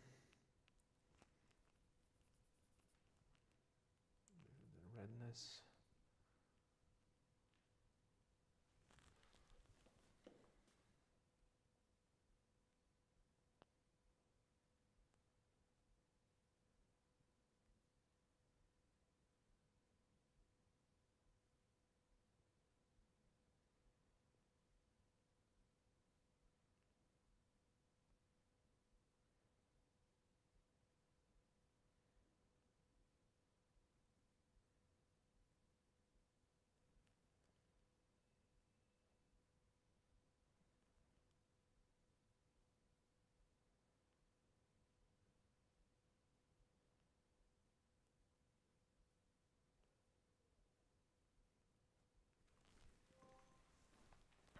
Okay, so I'm trying to connect it together.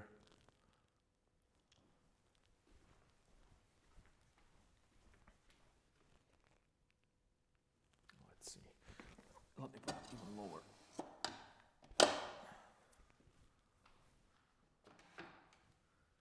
Cool, perfect. So let's get into it.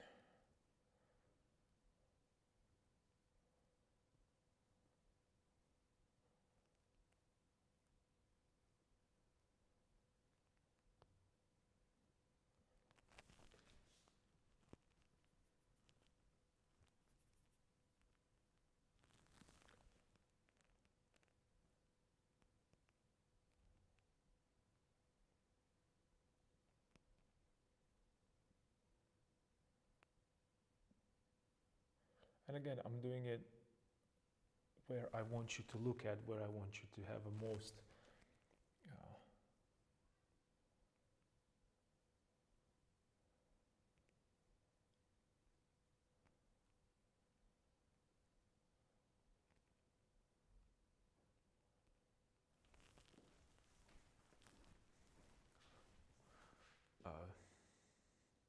what I want you to spend the most time when you're looking at the painting from a distance.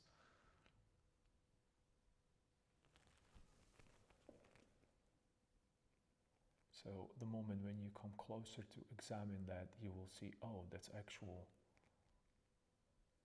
just a random shapes or random marks.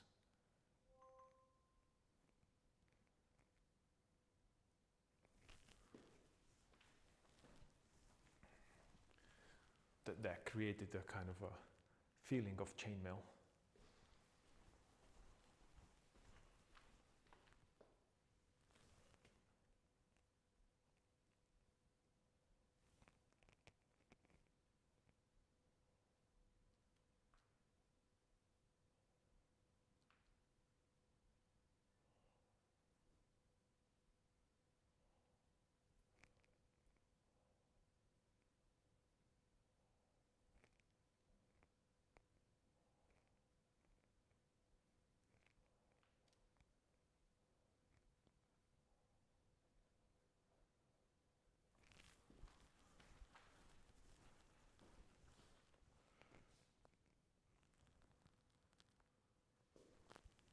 Incremental improvements, that's all. And this takes time because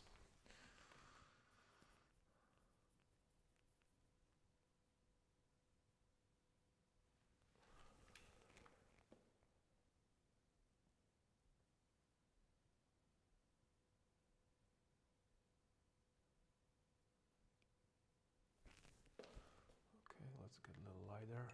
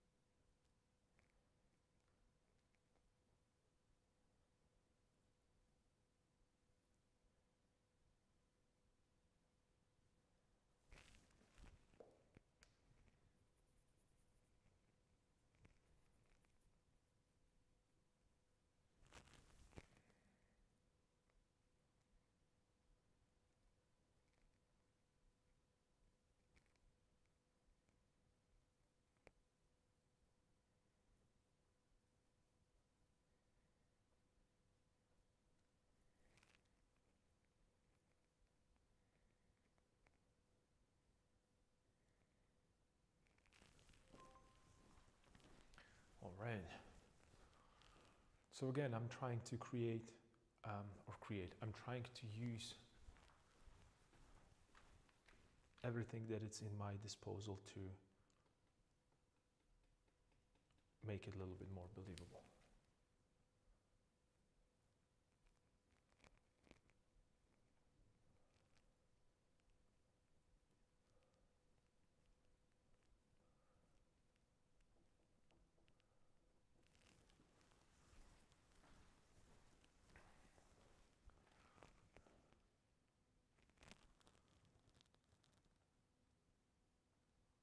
Yep.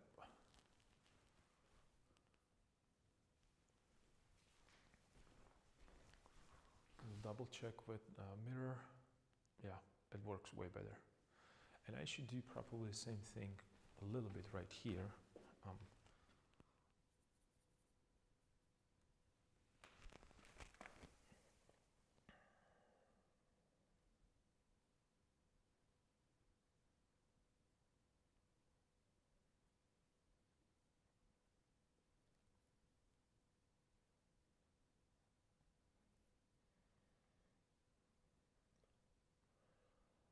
Just a little bit. So it kind of connects together.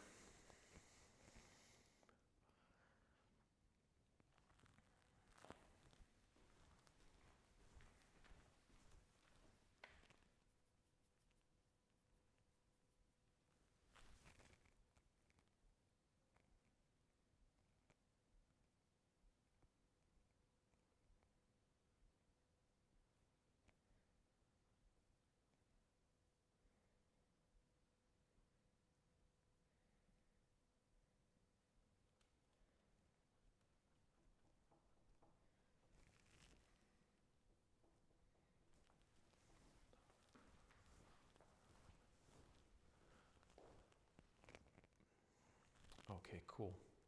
So I worked on the hand, I worked on the helmet a little bit, I've worked on the chainmail. Right now, let's look at that. Let's look at that sword. See what we can do with it. And I'm already doing it because I felt that this needs to be addressed a little bit more.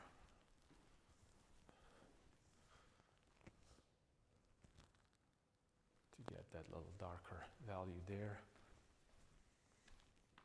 And then push it.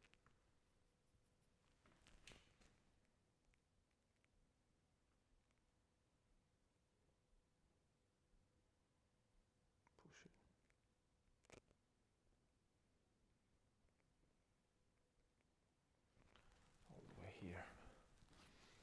Because that sword simply didn't work as I wanted to, as I intended to. So I'm just going to push it a little harder. Because right now everything is okay, the shape is right, the values are kind of correct, but it's dull, and I want to saturate it a little more because this is less chromatic than the fabric. It's less chromatic than the handle. Same goes for And why I said that I want to work on this, because this should get a little bit more chroma than the cloth that it's surrounded by. It is slightly more vivid. Yes, it is slightly more chromatic, but I don't think it's enough. So I want to work on that. And I promised you that I will make that sword darker, because it felt that it needs to be darker, but you know, I wasn't sure.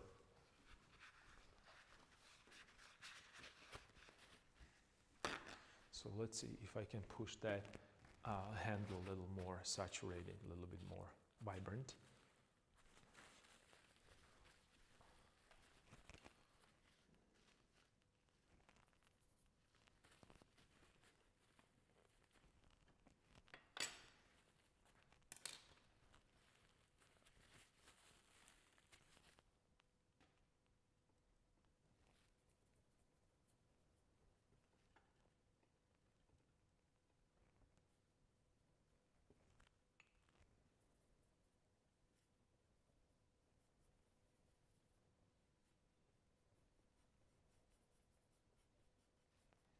A little yellow ochre, a tiny bit of black.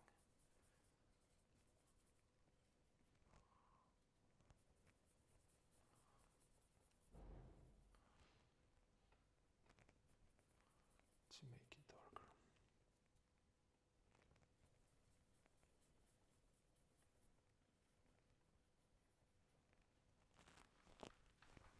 Let's see. This is the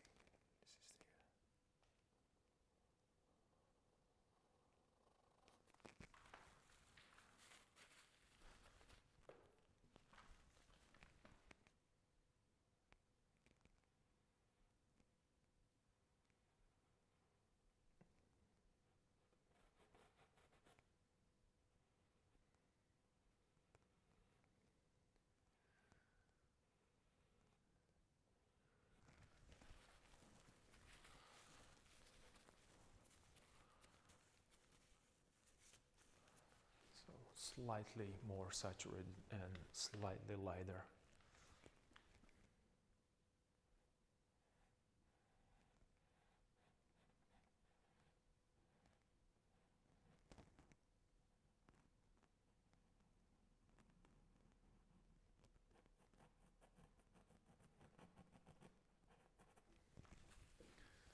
Right.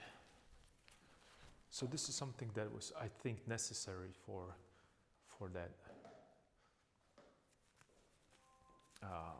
that sword. So it's just kind of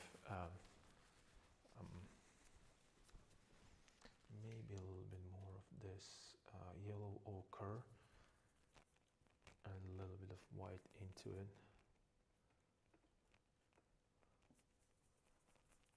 A little more of the yellow, the cat yellow, and a little bit of this. So I wanna create the warmer, the greener, and a little bit more orangey and value there. So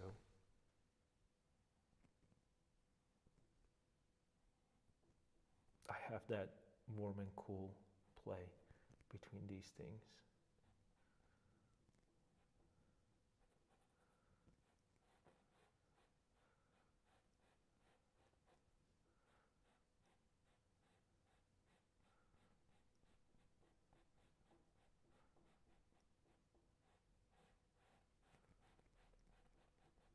Just a little bit, like so.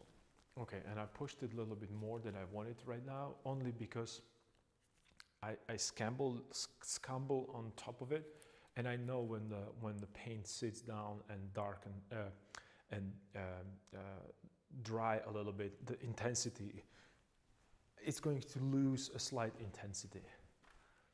So I want to see how it's going to work. Let me see in the mirror reflection. Yeah, this is better. This is better.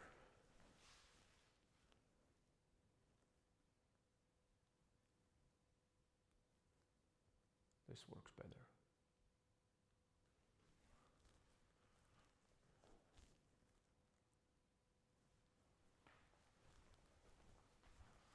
let's introduce a little bit of this. I know that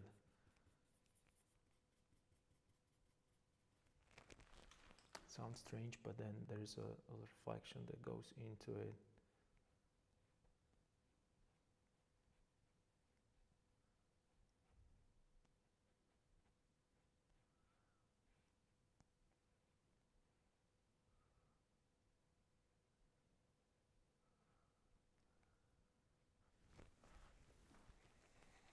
Yep.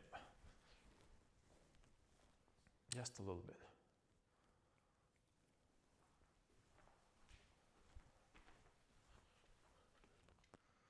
Okay, and let's see what will happen if I simply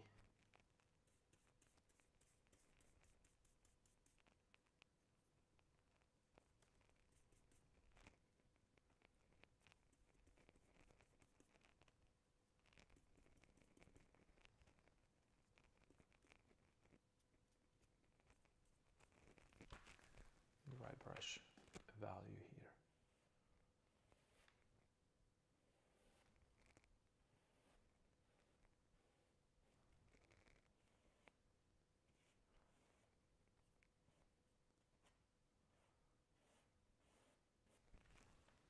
All right, and a little bit of that lighter value and the yellow ochre, kind of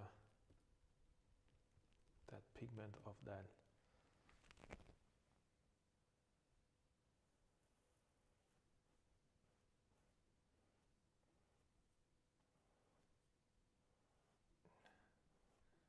So what I'm doing right now, I'm adding a little bit more of a texture to that sword, so it doesn't feel, you know, like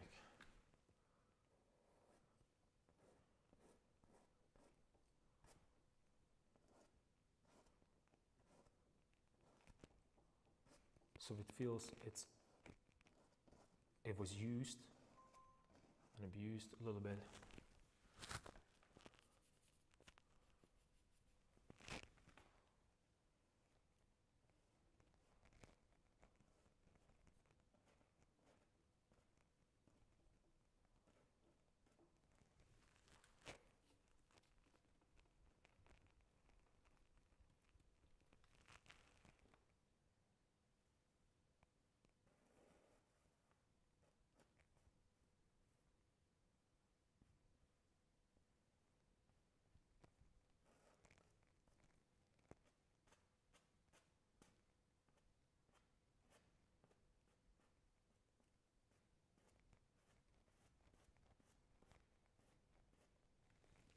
And this kind of a thicker application, it's going to create a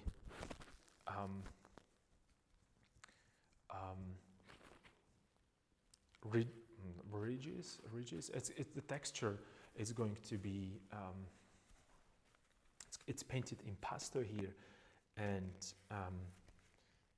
it's not smooth and polished finish, because I also want to show on that sword that it was used. Let me get a little bit of this into play. This and this and a little bit of this.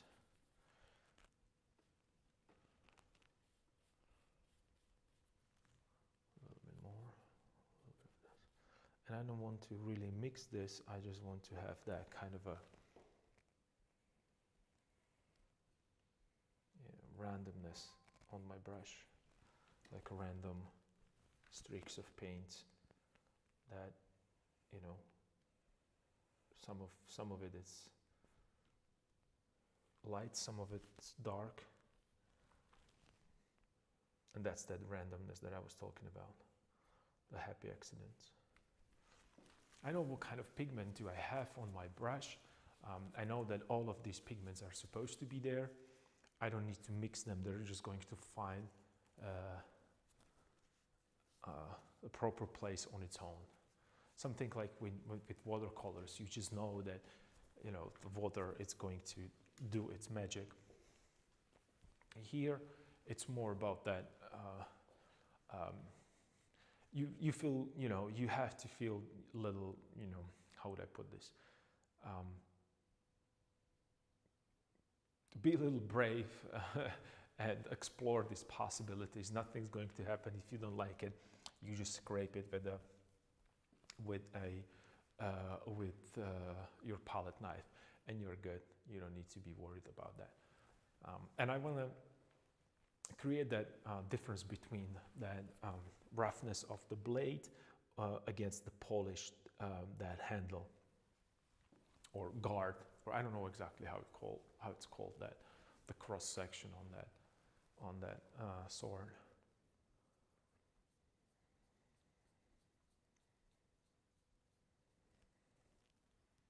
Cool.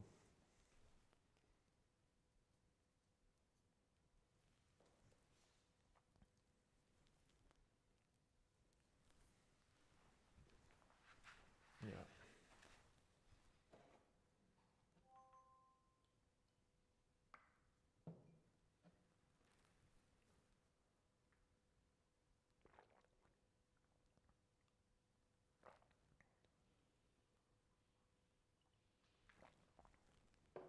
So the only thing that really bothers me right now is that area around here, the belt, and this part right here. This is kind of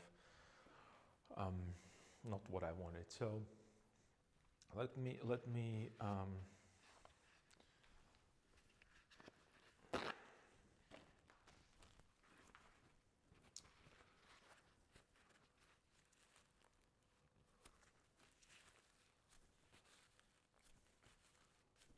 take a quick break. I need to.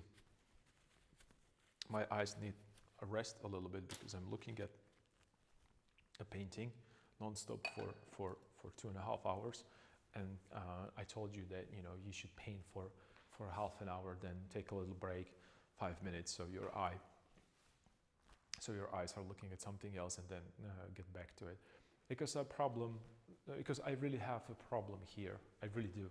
I don't know. I can't really explain what is the problem, but there is a problem right here, and it might be a transition between these two. It might be a problem with overall shape, the way how it's laying down. Maybe it's just maybe it's just me that I'm looking there, and therefore it feels like it's not correct. But I need to put maybe a little bit more of that information, maybe some kind of a line here that would help that a little bit. Let me think about it. So I'll be right back.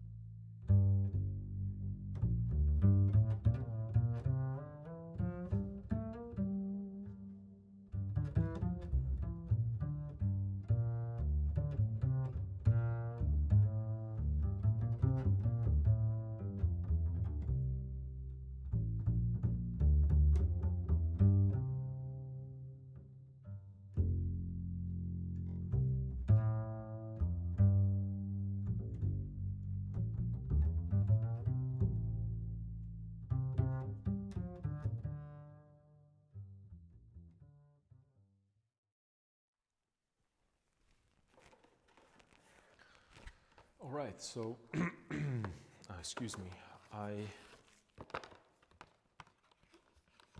sit down and look through some of the images, and I did not really find a way how to deal with it. So let's do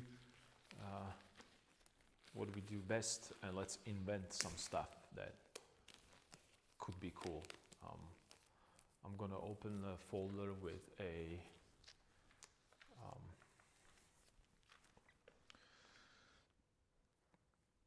clothes and the references that I have for, you know, the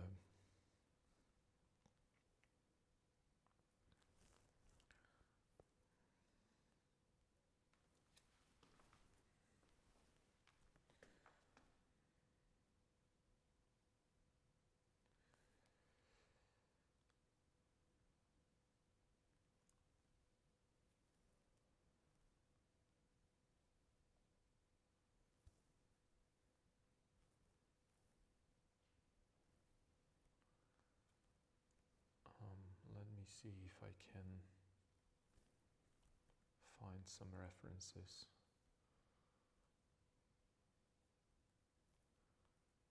And maybe, you know, create some interest there. Something that is a little bit more, something. Maybe, I'm thinking about it right now, maybe if I do a little folds there with the fabric, that might actually work.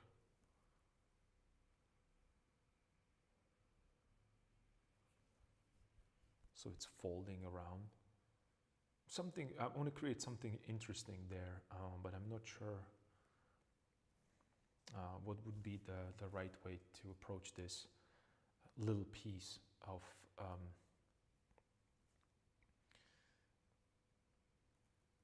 the cloth.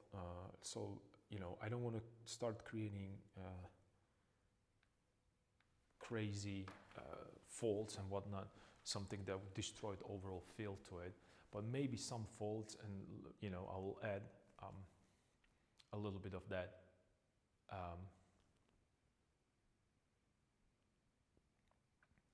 a shadow there to make it a little bit more believable. I think that might work. Let's try that first, and then, you know, if anything goes wrong, we can always go Control Z and repaint that.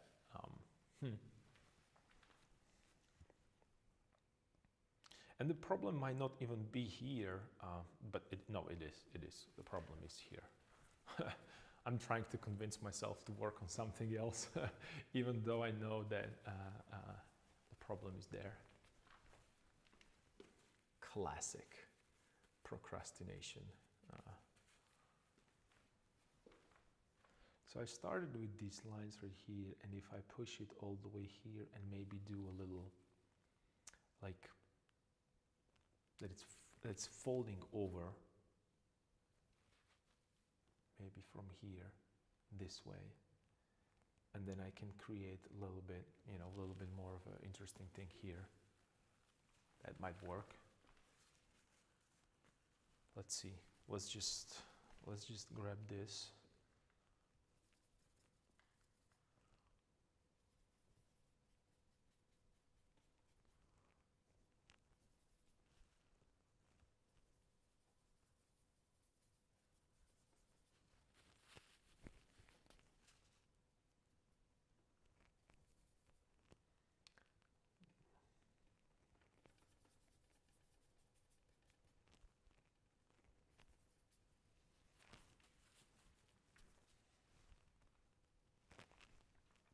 So it would go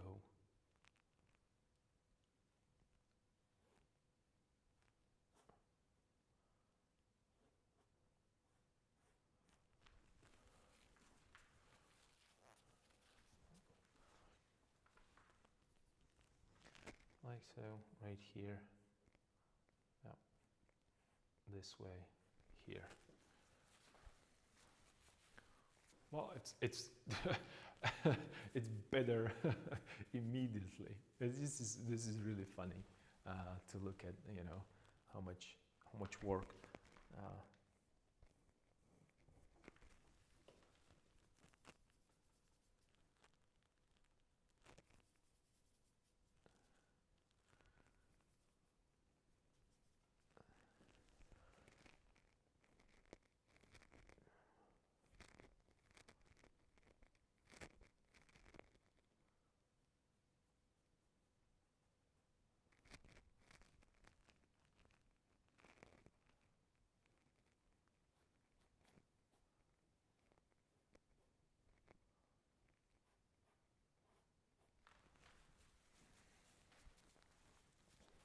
okay, so I'm trying to create a little bit more, like it's folding over from here, so I will create a little bit more of these, like a half tones that will help. And then that's going to be a fold right here, like an actual real fold right here.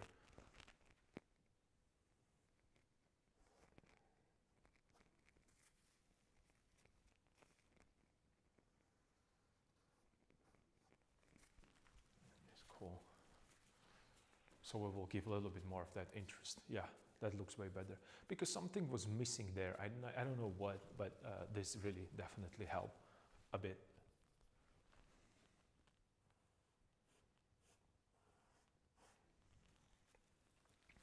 And right now maybe I can add a little bit of that.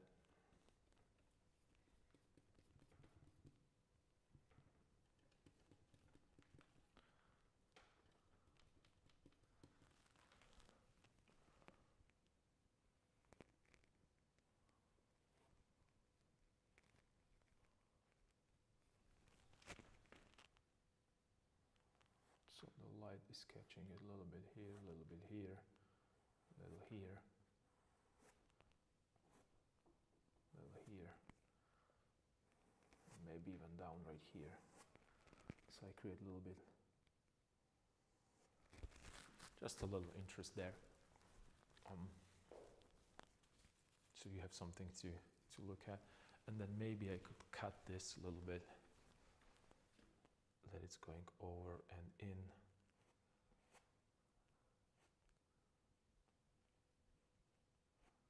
From behind. So it's folding a little bit there. And that little something broke that, because this looked flat. This looks very flat to me right now. So I need to put a little bit more of interest there. And let me immediately, I can tell that I need to work with that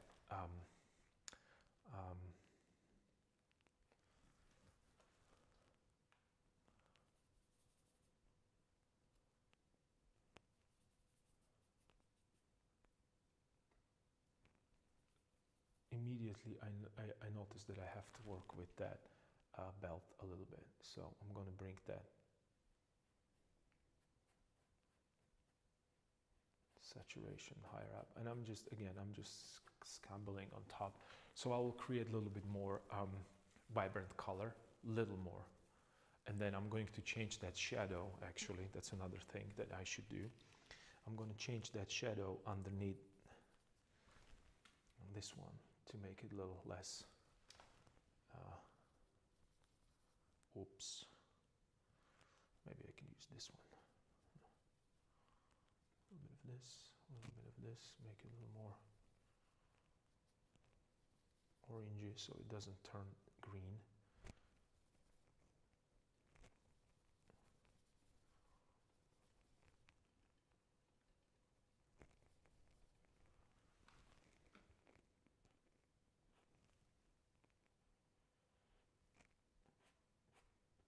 Still going to be a shadow, it's just going to be a little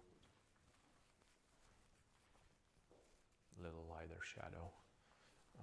Needs to go a little darker, just a tiny bit darker. And maybe since this is warm, I will make it cool.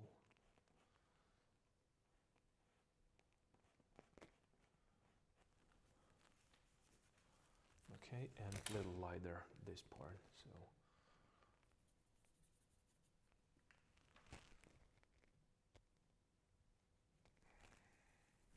That might be a little too much.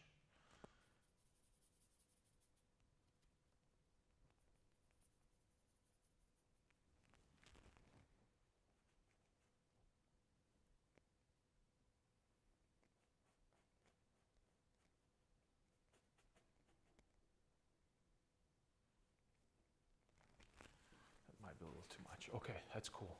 See, so it just right now I pumped up the saturation. I create a little couple more folds, and suddenly it's not as boring as it was. And it was boring because it was undefined. And let's add a little bit more of that right here. Pump that saturation. It's going to kind of create that beautiful separation, orange against that blue. That's perfect. So suddenly, you know, it's kind of, and I'm going to maybe leave the other ones. So again, I want to create a little bit more of that interest there. So I'm pushing that.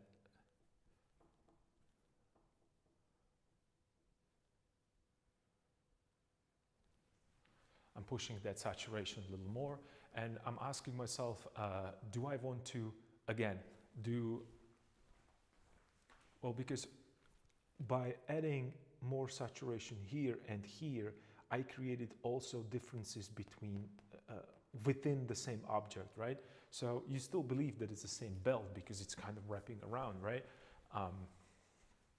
But not putting it everywhere, it's kind of, it's a little bit more believable. So I have areas that they are kind of more saturated, and the areas that they aren't. And I'm going to put it here a little bit, just like this. So I will create a little bit more of that, that kind of a bulge that's happening there. And that's it.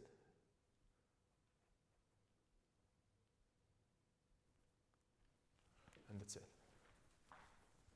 So, yeah, immediately better, immediately better. I don't even know why I haven't done that before. Well, I know why I didn't do it before. It's because I was afraid of what's going to happen.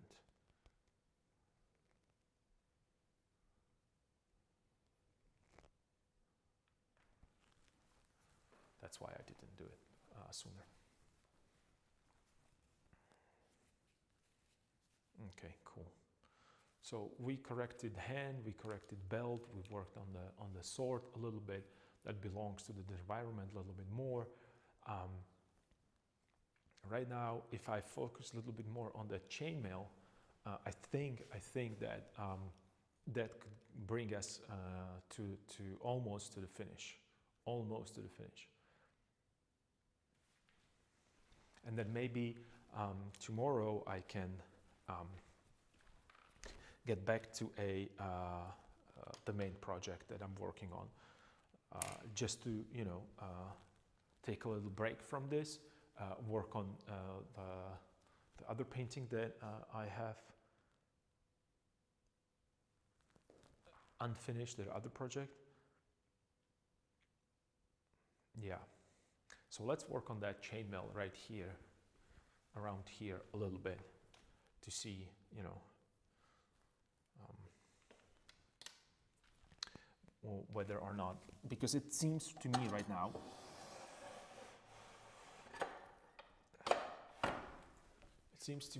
that that's the last missing piece. Remember, I talked about that.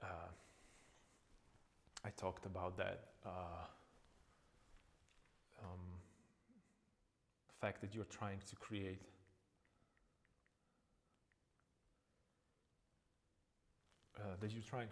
that a circle, or draw the circle, and one quarter, second quarter, and third quarter, it's almost perfect, and the last fourth quarter of that is just always, and you miss it. That's exactly what's happening right now, right here. I have a helmet, I have a hand, I have a shield, and this area is the, to enclose that, motion with your eyes and the way that you're looking.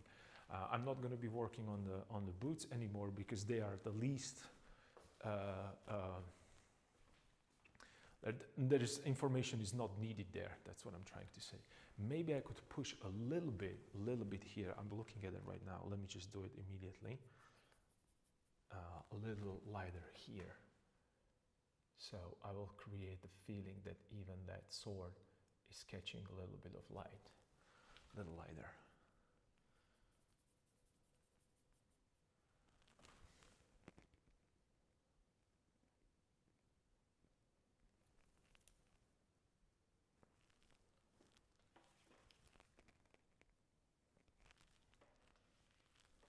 So the sword is going to be catching a little bit light as well.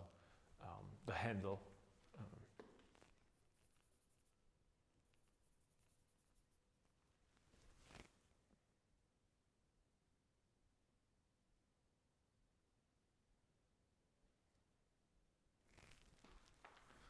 Let's see, just a little bit.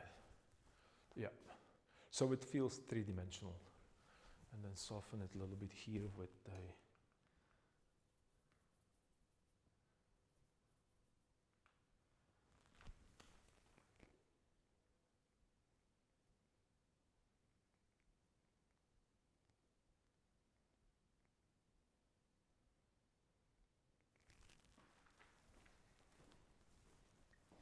Okay, and then I'll put a little bit more shadow from the hand on that as well, and it will.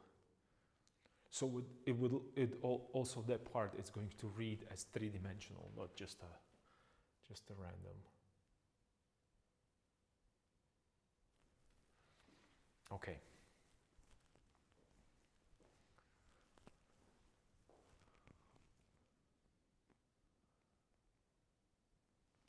Okay, so let's work on that a little bit. Let's work on that.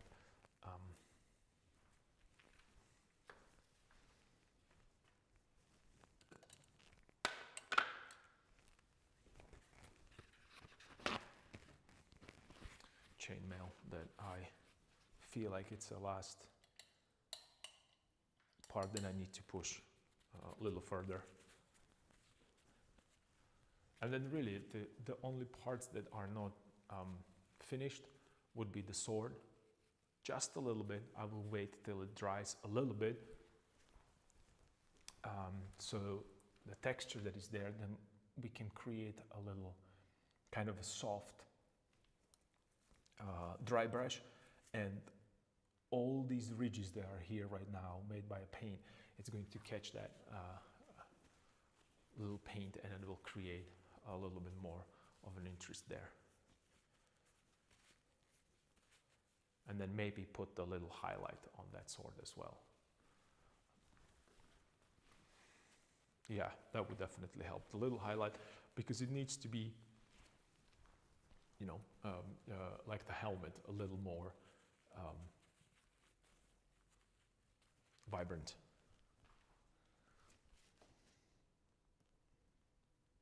Because the surface is a little bit more, not a little bit more, it's highly reflective. So let me first create these little,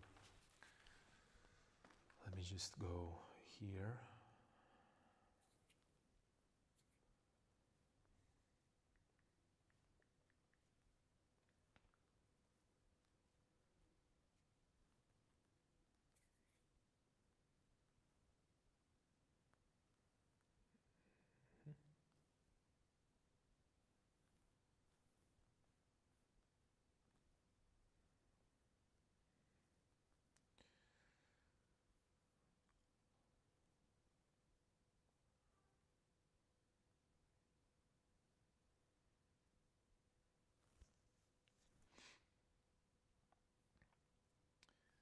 I'm trying to find some good reference for that chainmail. Maybe it should have a little bit of like a you know, like a wobble there, perhaps. This piece, right, so could go into a shadow. Then I could create a little halftone right here, little halftone right here, push it this way and then out like so. The same thing that I did on top. Instead of making it straight continuous line, to do a little wobble, even though it would probably be straight because it's heavy. This might be maybe this way here and here. Maybe that will be better. So let's try that. Let's add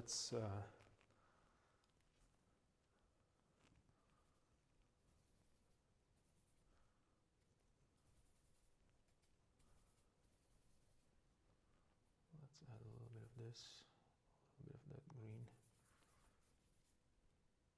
more of that green, even more.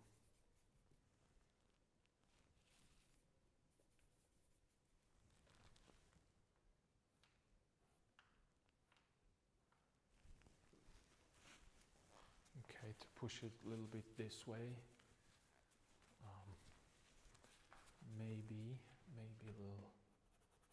little less. So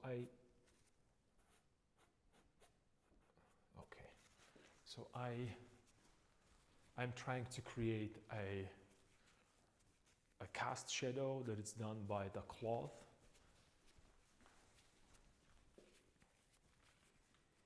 And then maybe you could catch a little light right here. Maybe I could do that. And that might help me with this. And maybe not. I don't know, because I have already 1, 2, 3, 4, 5, 6. I need to break that as well a little bit maybe. But it doesn't bother me that much actually, truth to be told. They kind of work together very well.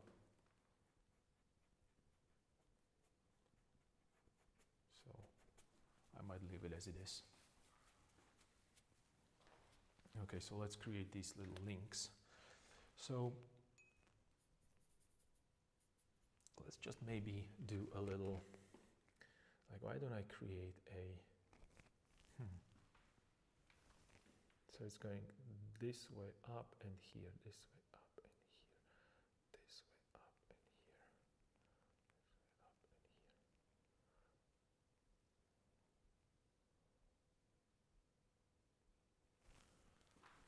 here. Maybe something like this. So I have a vertical, so I wanted to do a diagonals there a little bit.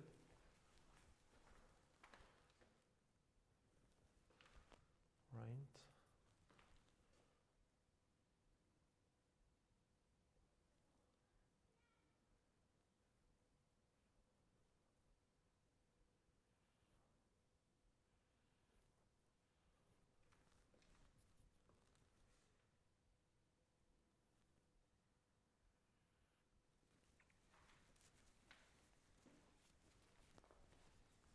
Like so, and then I'm going to do a little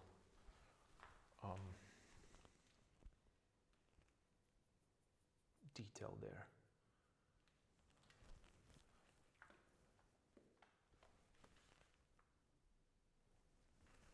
Let me do the detail like this.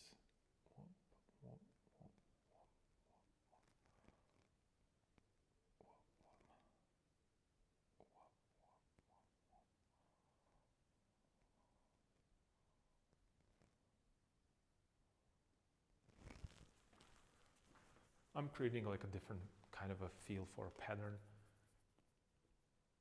So I have a little variety with these.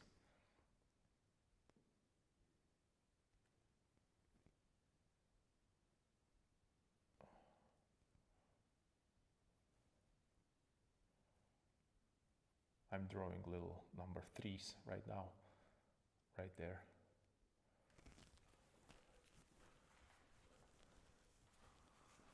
If you're wondering what I'm doing, I'm just painting a little number 3s, number 3. So it's just like, yeah, I'm pretty sure that was very informative. terminus technicus.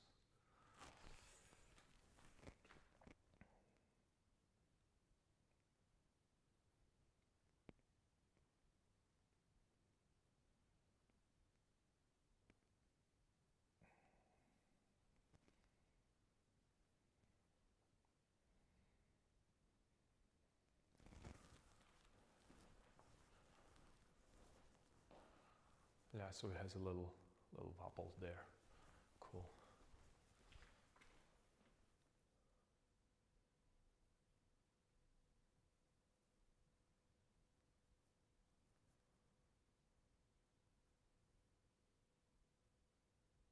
Maybe I'll push it right here.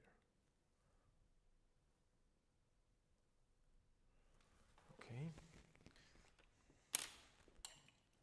Let's clean this. I think that this little brush is being overused, overworked a little too much in this painting. But you know, there's a lot of this kind of a textures, kind of a pointillism feel to it. So I really, I don't have any other better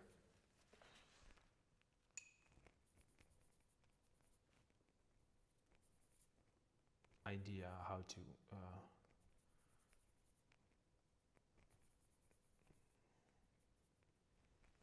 do it. It takes time, but that's okay.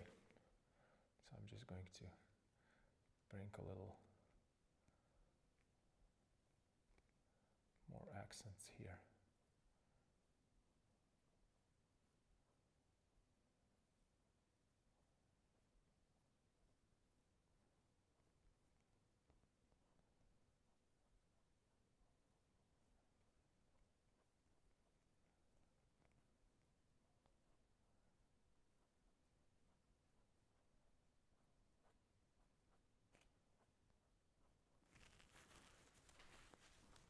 A little more accents. Yeah, pretty cool. Yeah, this is way better right now. So, you know, we solved a bunch of problems, moved forward a little bit, and that's the name of the game. Maybe I could push this a little bit. I kind of want to do this. And don't try to stop me. Oops.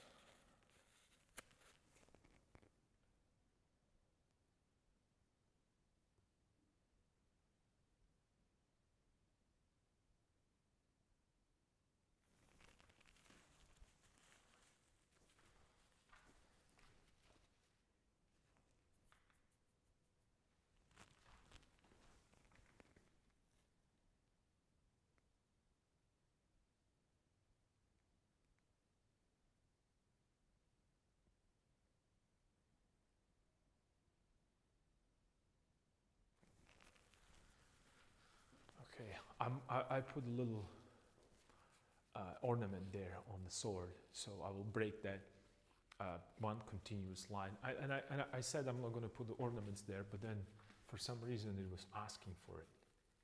It was begging me to place it there. But I put it only on one side. It's just, again, I want to make it a little bit more asymmetrical.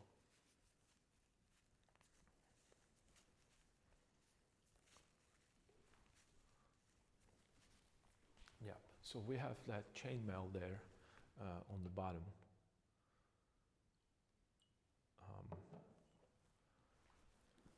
As a detail. So the last thing I have to do is that a sword. And then tomorrow I might take a break from it, like I mentioned, and then maybe on Wednesday we can continue and refine the helmet a little bit more. Again, right now it's too polished. I will just, you know, bring that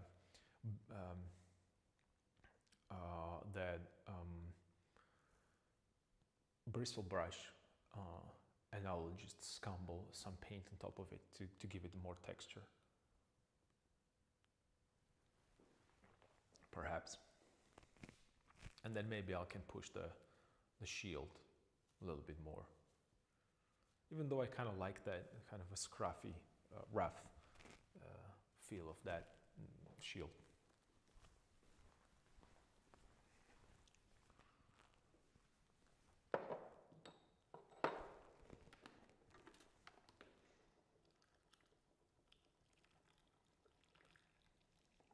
There is plenty of ways how to correct things.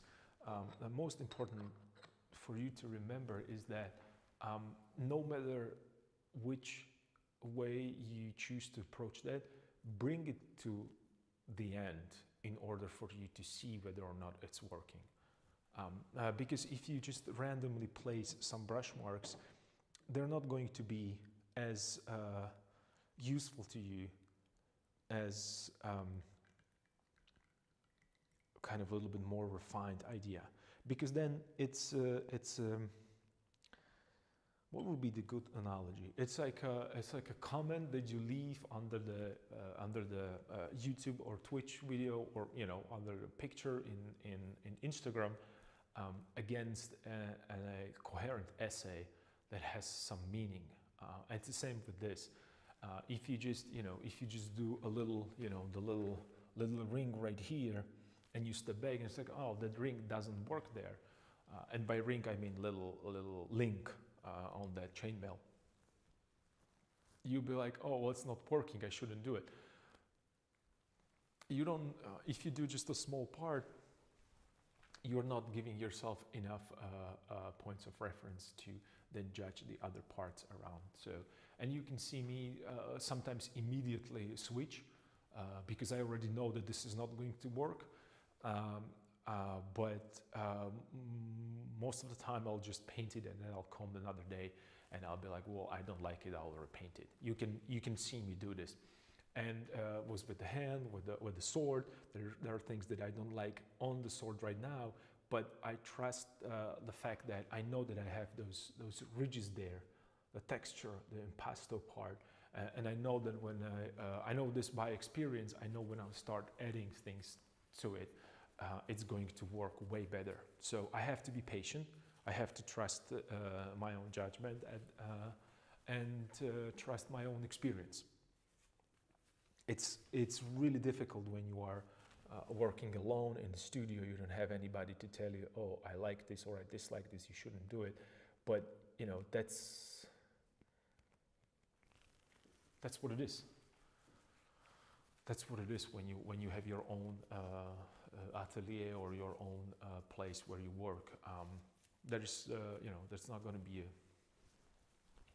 be a master that's going to help you to solve the problems. You have to do it yourself, unfortunately.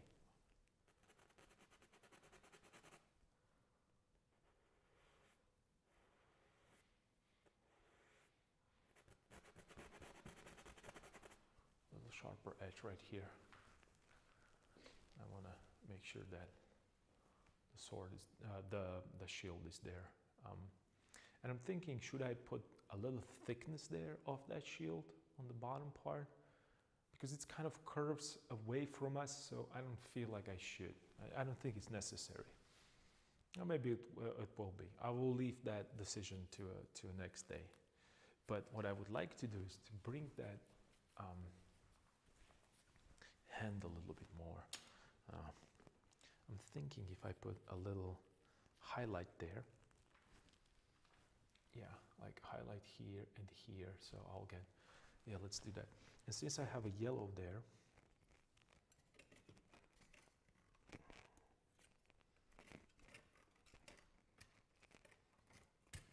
okay, this can go away.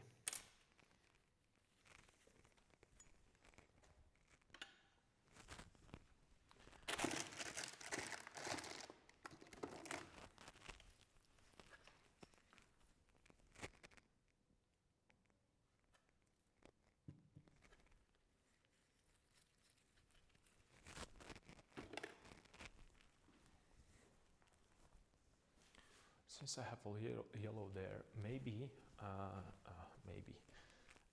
let's do kind of a purplish highlights there. So I'm gonna grab the clean pigment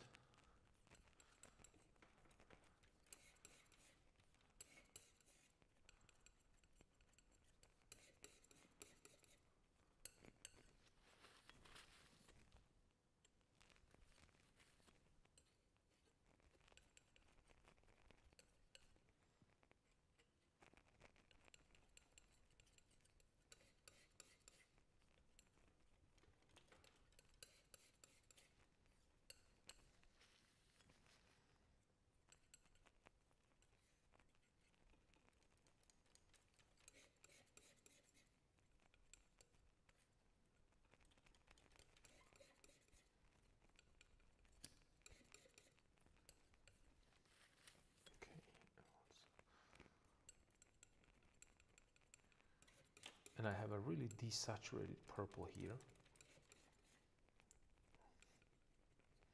or desaturated. I wouldn't call it desaturated. It doesn't have enough chroma because I put a lot of white into it, right? And I would like to bring that chroma up a little bit. So I have a few options, but I think that the best one is going to be bring that chroma up with a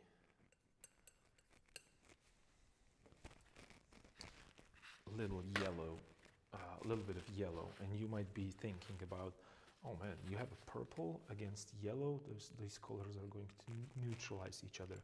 Well, under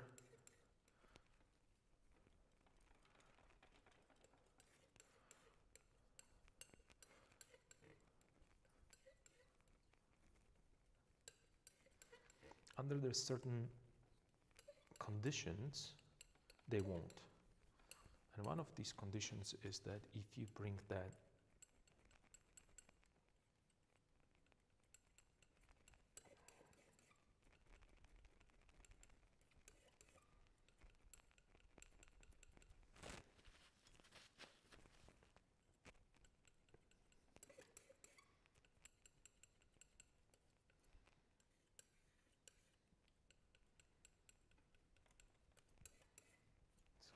slightly more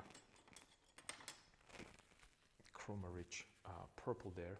I don't know if it's visible on a camera that much, but it's definitely, you will definitely be able to see it in real life, because that's the part of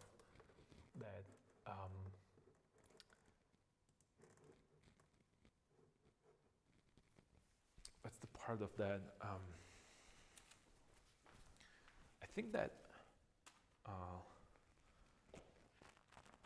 Sorolla used to do this a lot. Instead of mixing colors, just red with green, for example, he brought them to a same value, and then when he mixed them together, they did not really interfere.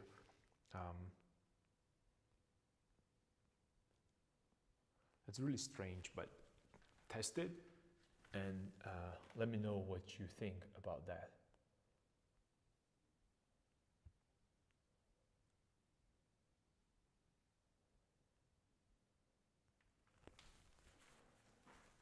So I'm just doing a little reflections there for that sword. And then let me put a little,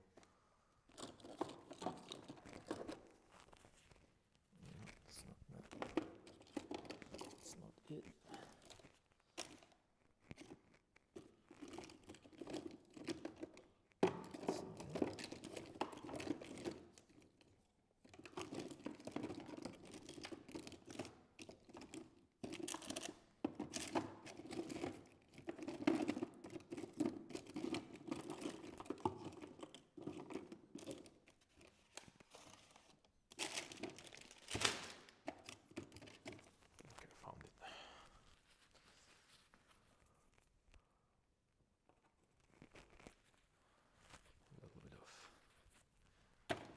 This.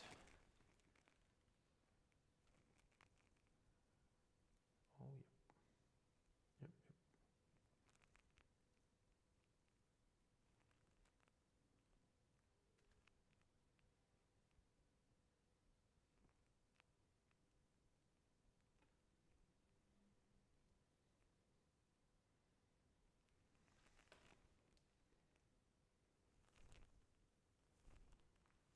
So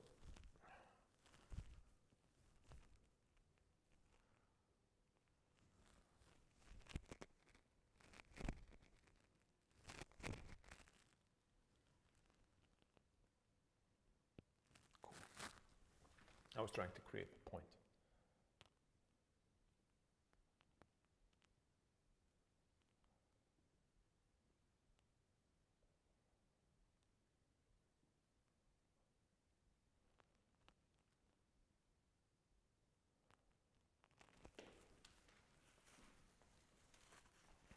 Might be a little too much, but that's okay because I can always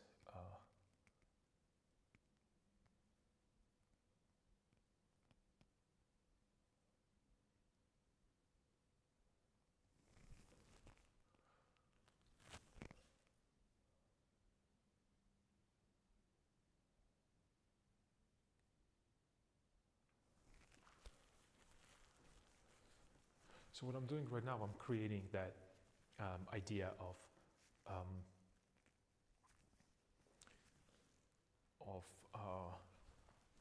side plane, top plane, and front plane.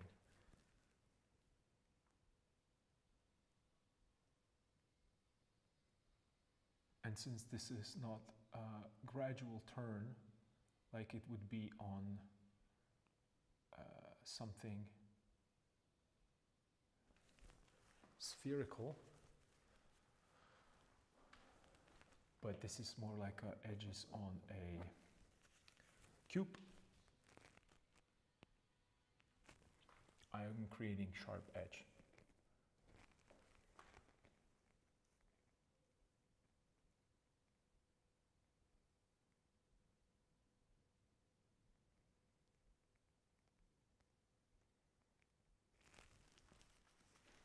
And it might look misplaced right now, but I'm going to make sure that I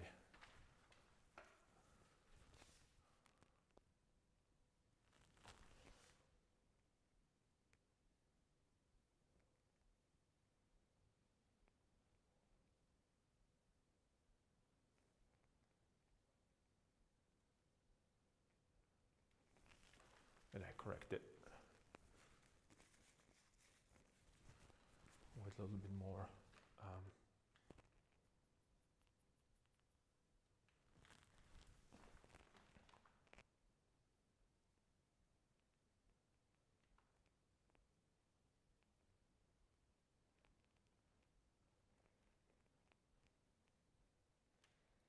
saturated paint, so it doesn't stand out that much. So I have an edge, I have a little small ornament there, which I'm going to adjust right now.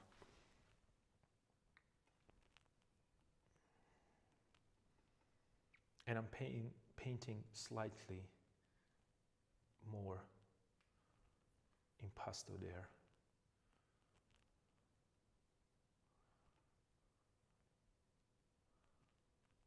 Because why not? I should probably push it a little bit more.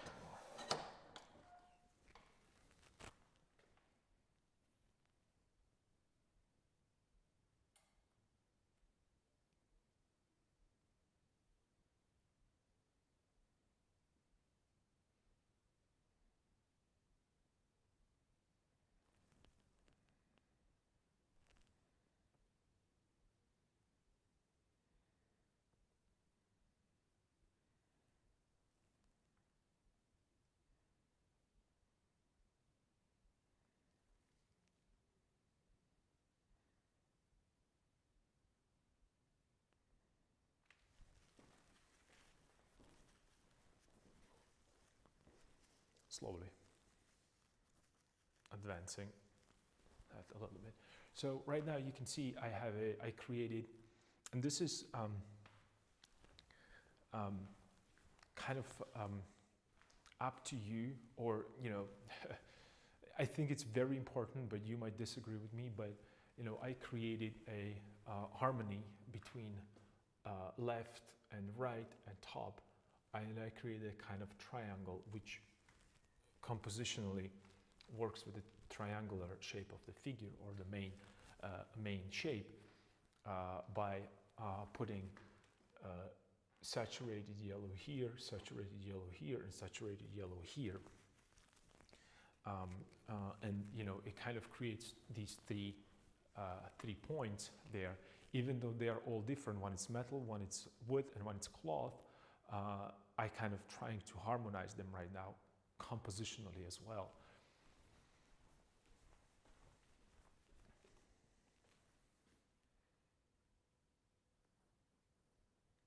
So let's push it even harder. And this is something that you might agree or disagree on with me. However, always think of a composition and what helps that composition. And I think this is helping that composition a lot, actually. It's making it a little bit more believable. So let's add a little bit of this.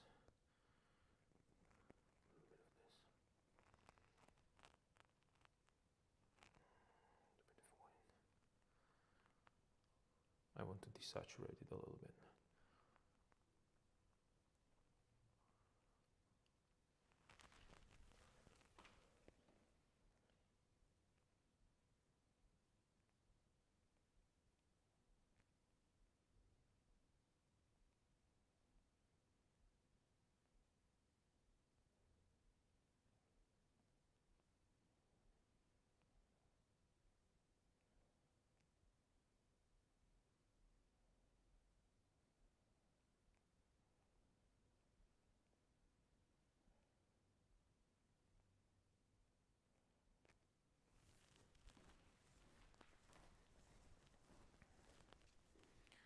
Okay, it's starting to look more and more like a metal. Maybe I should put a little shine right here with this. I should have cleaned my brush, no worries. So it's catching a little bit of that light as well. So I'll just lighten this up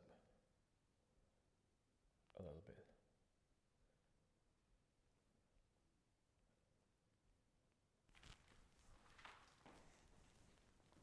A sword is picking up that reflection just a little bit.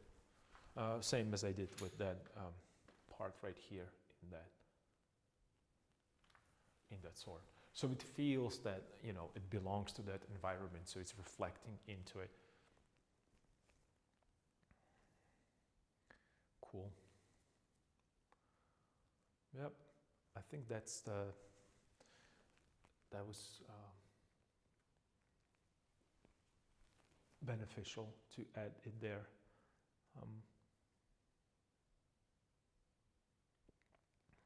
So we have a chainmail. We have. Oops, I'm backing up way too much into my.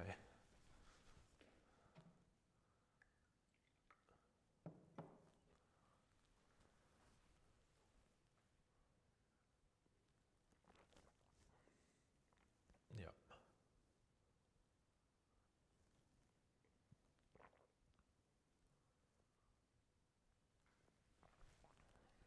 Okay, let me move it down a little bit so I can look at it, you know, with its entirety.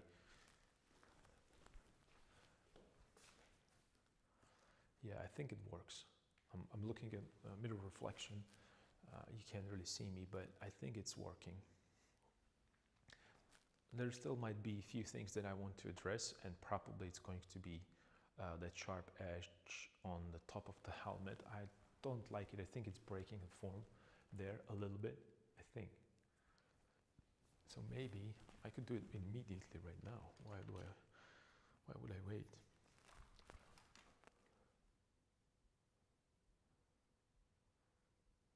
I'm just going to soften that edge a little bit by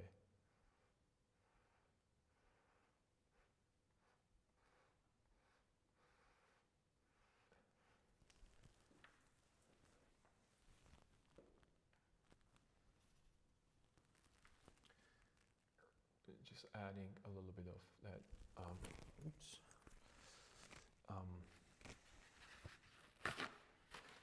dark value there, and right now I'm going to wipe it and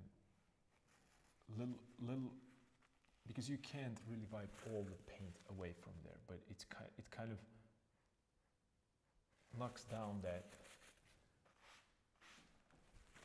brightness and immediately kind of turns it into that background, so it's kind of sticking out from the background or appearing from the background. So I have that.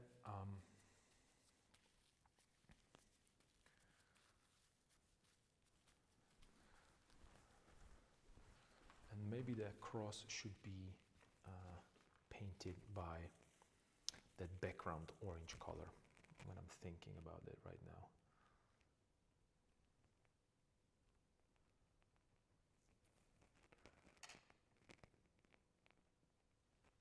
Because the blackness is kind of weird there.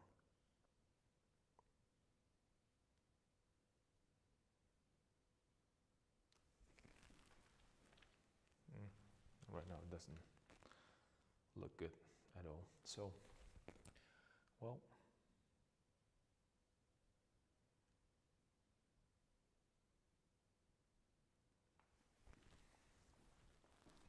never mind, I will just edit. So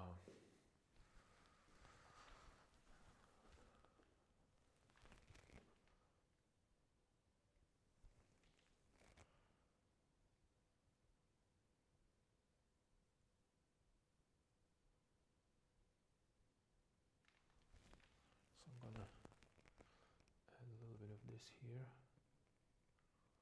to cool it down and a little lighter. A little redder.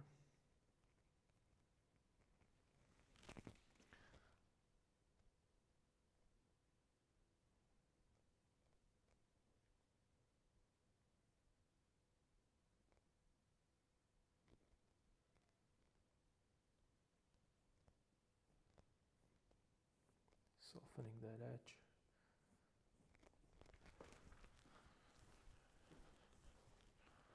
Softening that edge a little bit.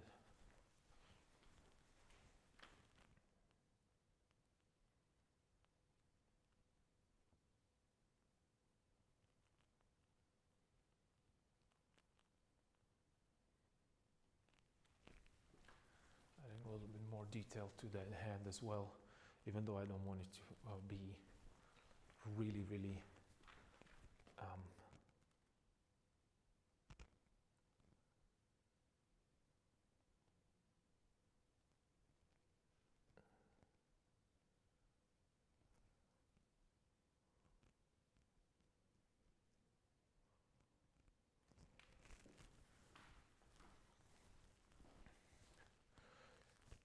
that might be a little too much, so I'll take this away.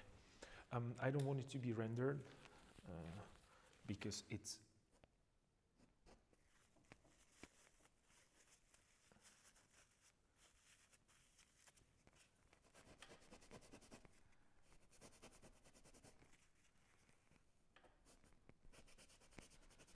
so let's push it together.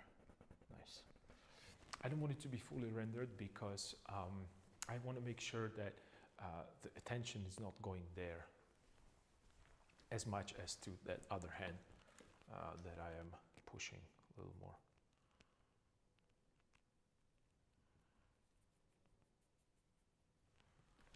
So just to show that this is all hand and not the cloth or anything else.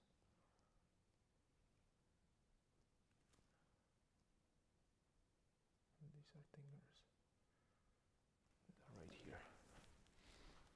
Okay. I will probably put a little bit more detail there on that hand because right now it just looks like a claw.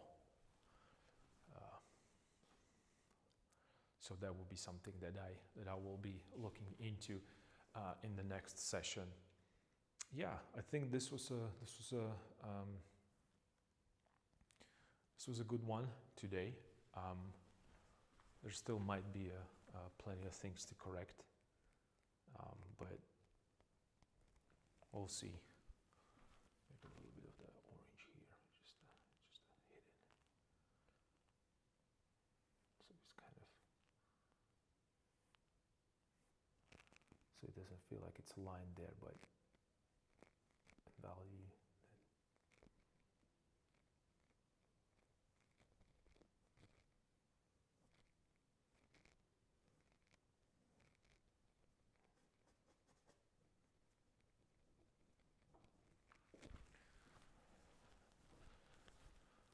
Yep, cool. So I was working with the warmer values today. Next time I'm probably going to be working with cooler. You know, again, just that variation. And yeah, so just to quickly recap what I worked on today, I should probably push this a little bit more.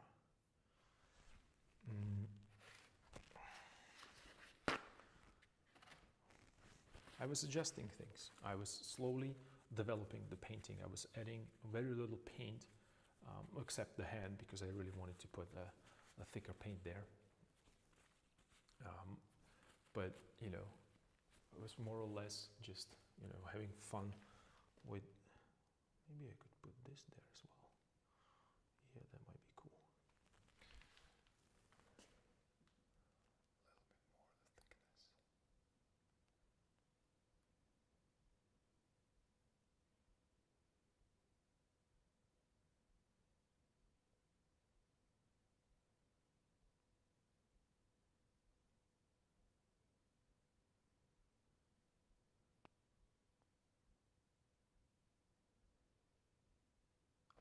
this is necessary, but let me see. Yeah, it's better. I just want to show that edge there, but I don't want it to be distracting from the other things there. Yep, this works. And maybe I should add a little bit of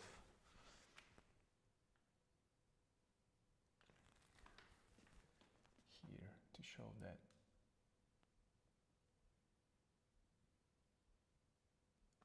these are also catching light on the side.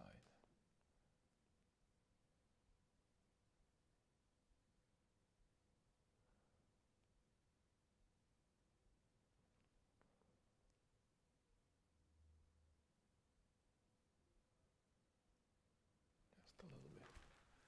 And then here as well, it's catching light.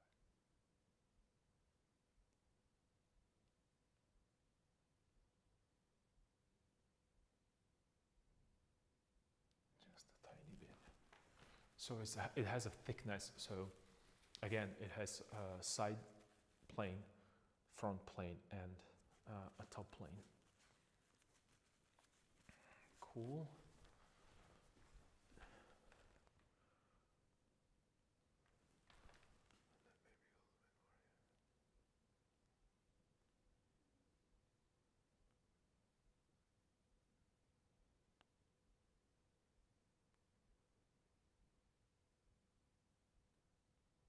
Just adding a little bit more texture up there. Okay, yep. So I will stop here for today, because it's about time. Yeah. Yeah, so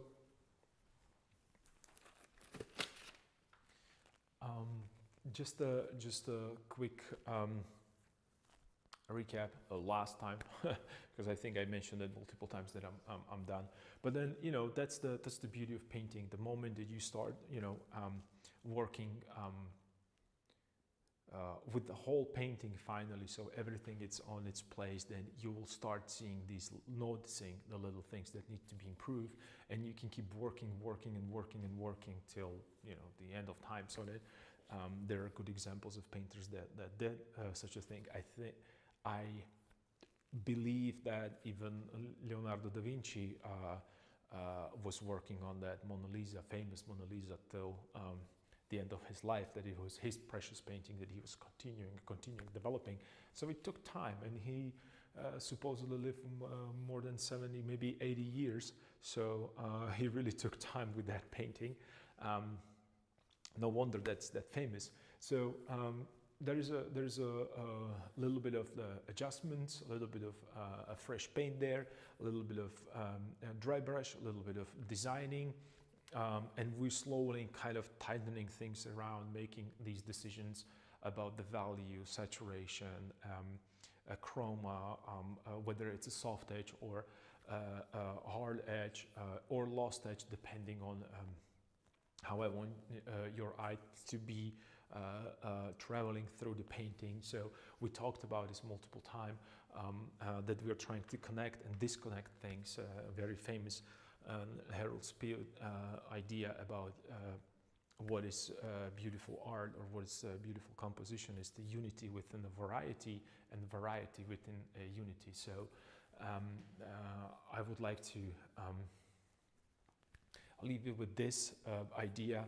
Think about it with your work. Try to find things that are kind of bonding everything together, and then try to disconnect it in a way that it's aesthetically pleasing and it doesn't break the overall composition, but then improve on your focal point. That will be probably something that you should be working on if you are continuing with your own projects. Excuse me. One more thing that I would like to point out is that it took me a while to get here. So don't worry if, you know, the first day it's not working, the second day it's not working. I've been working on this for a month now, and I have 10, maybe 12 years of experience with drawing and painting. So some decisions I make quicker than you, but I make as many mistakes as anyone else. So, and I like those mistakes because they build the character of that painting, character of that night. So it's part of it. So enjoy that, embrace that, and I hope to see you soon again, tomorrow perhaps. Bye.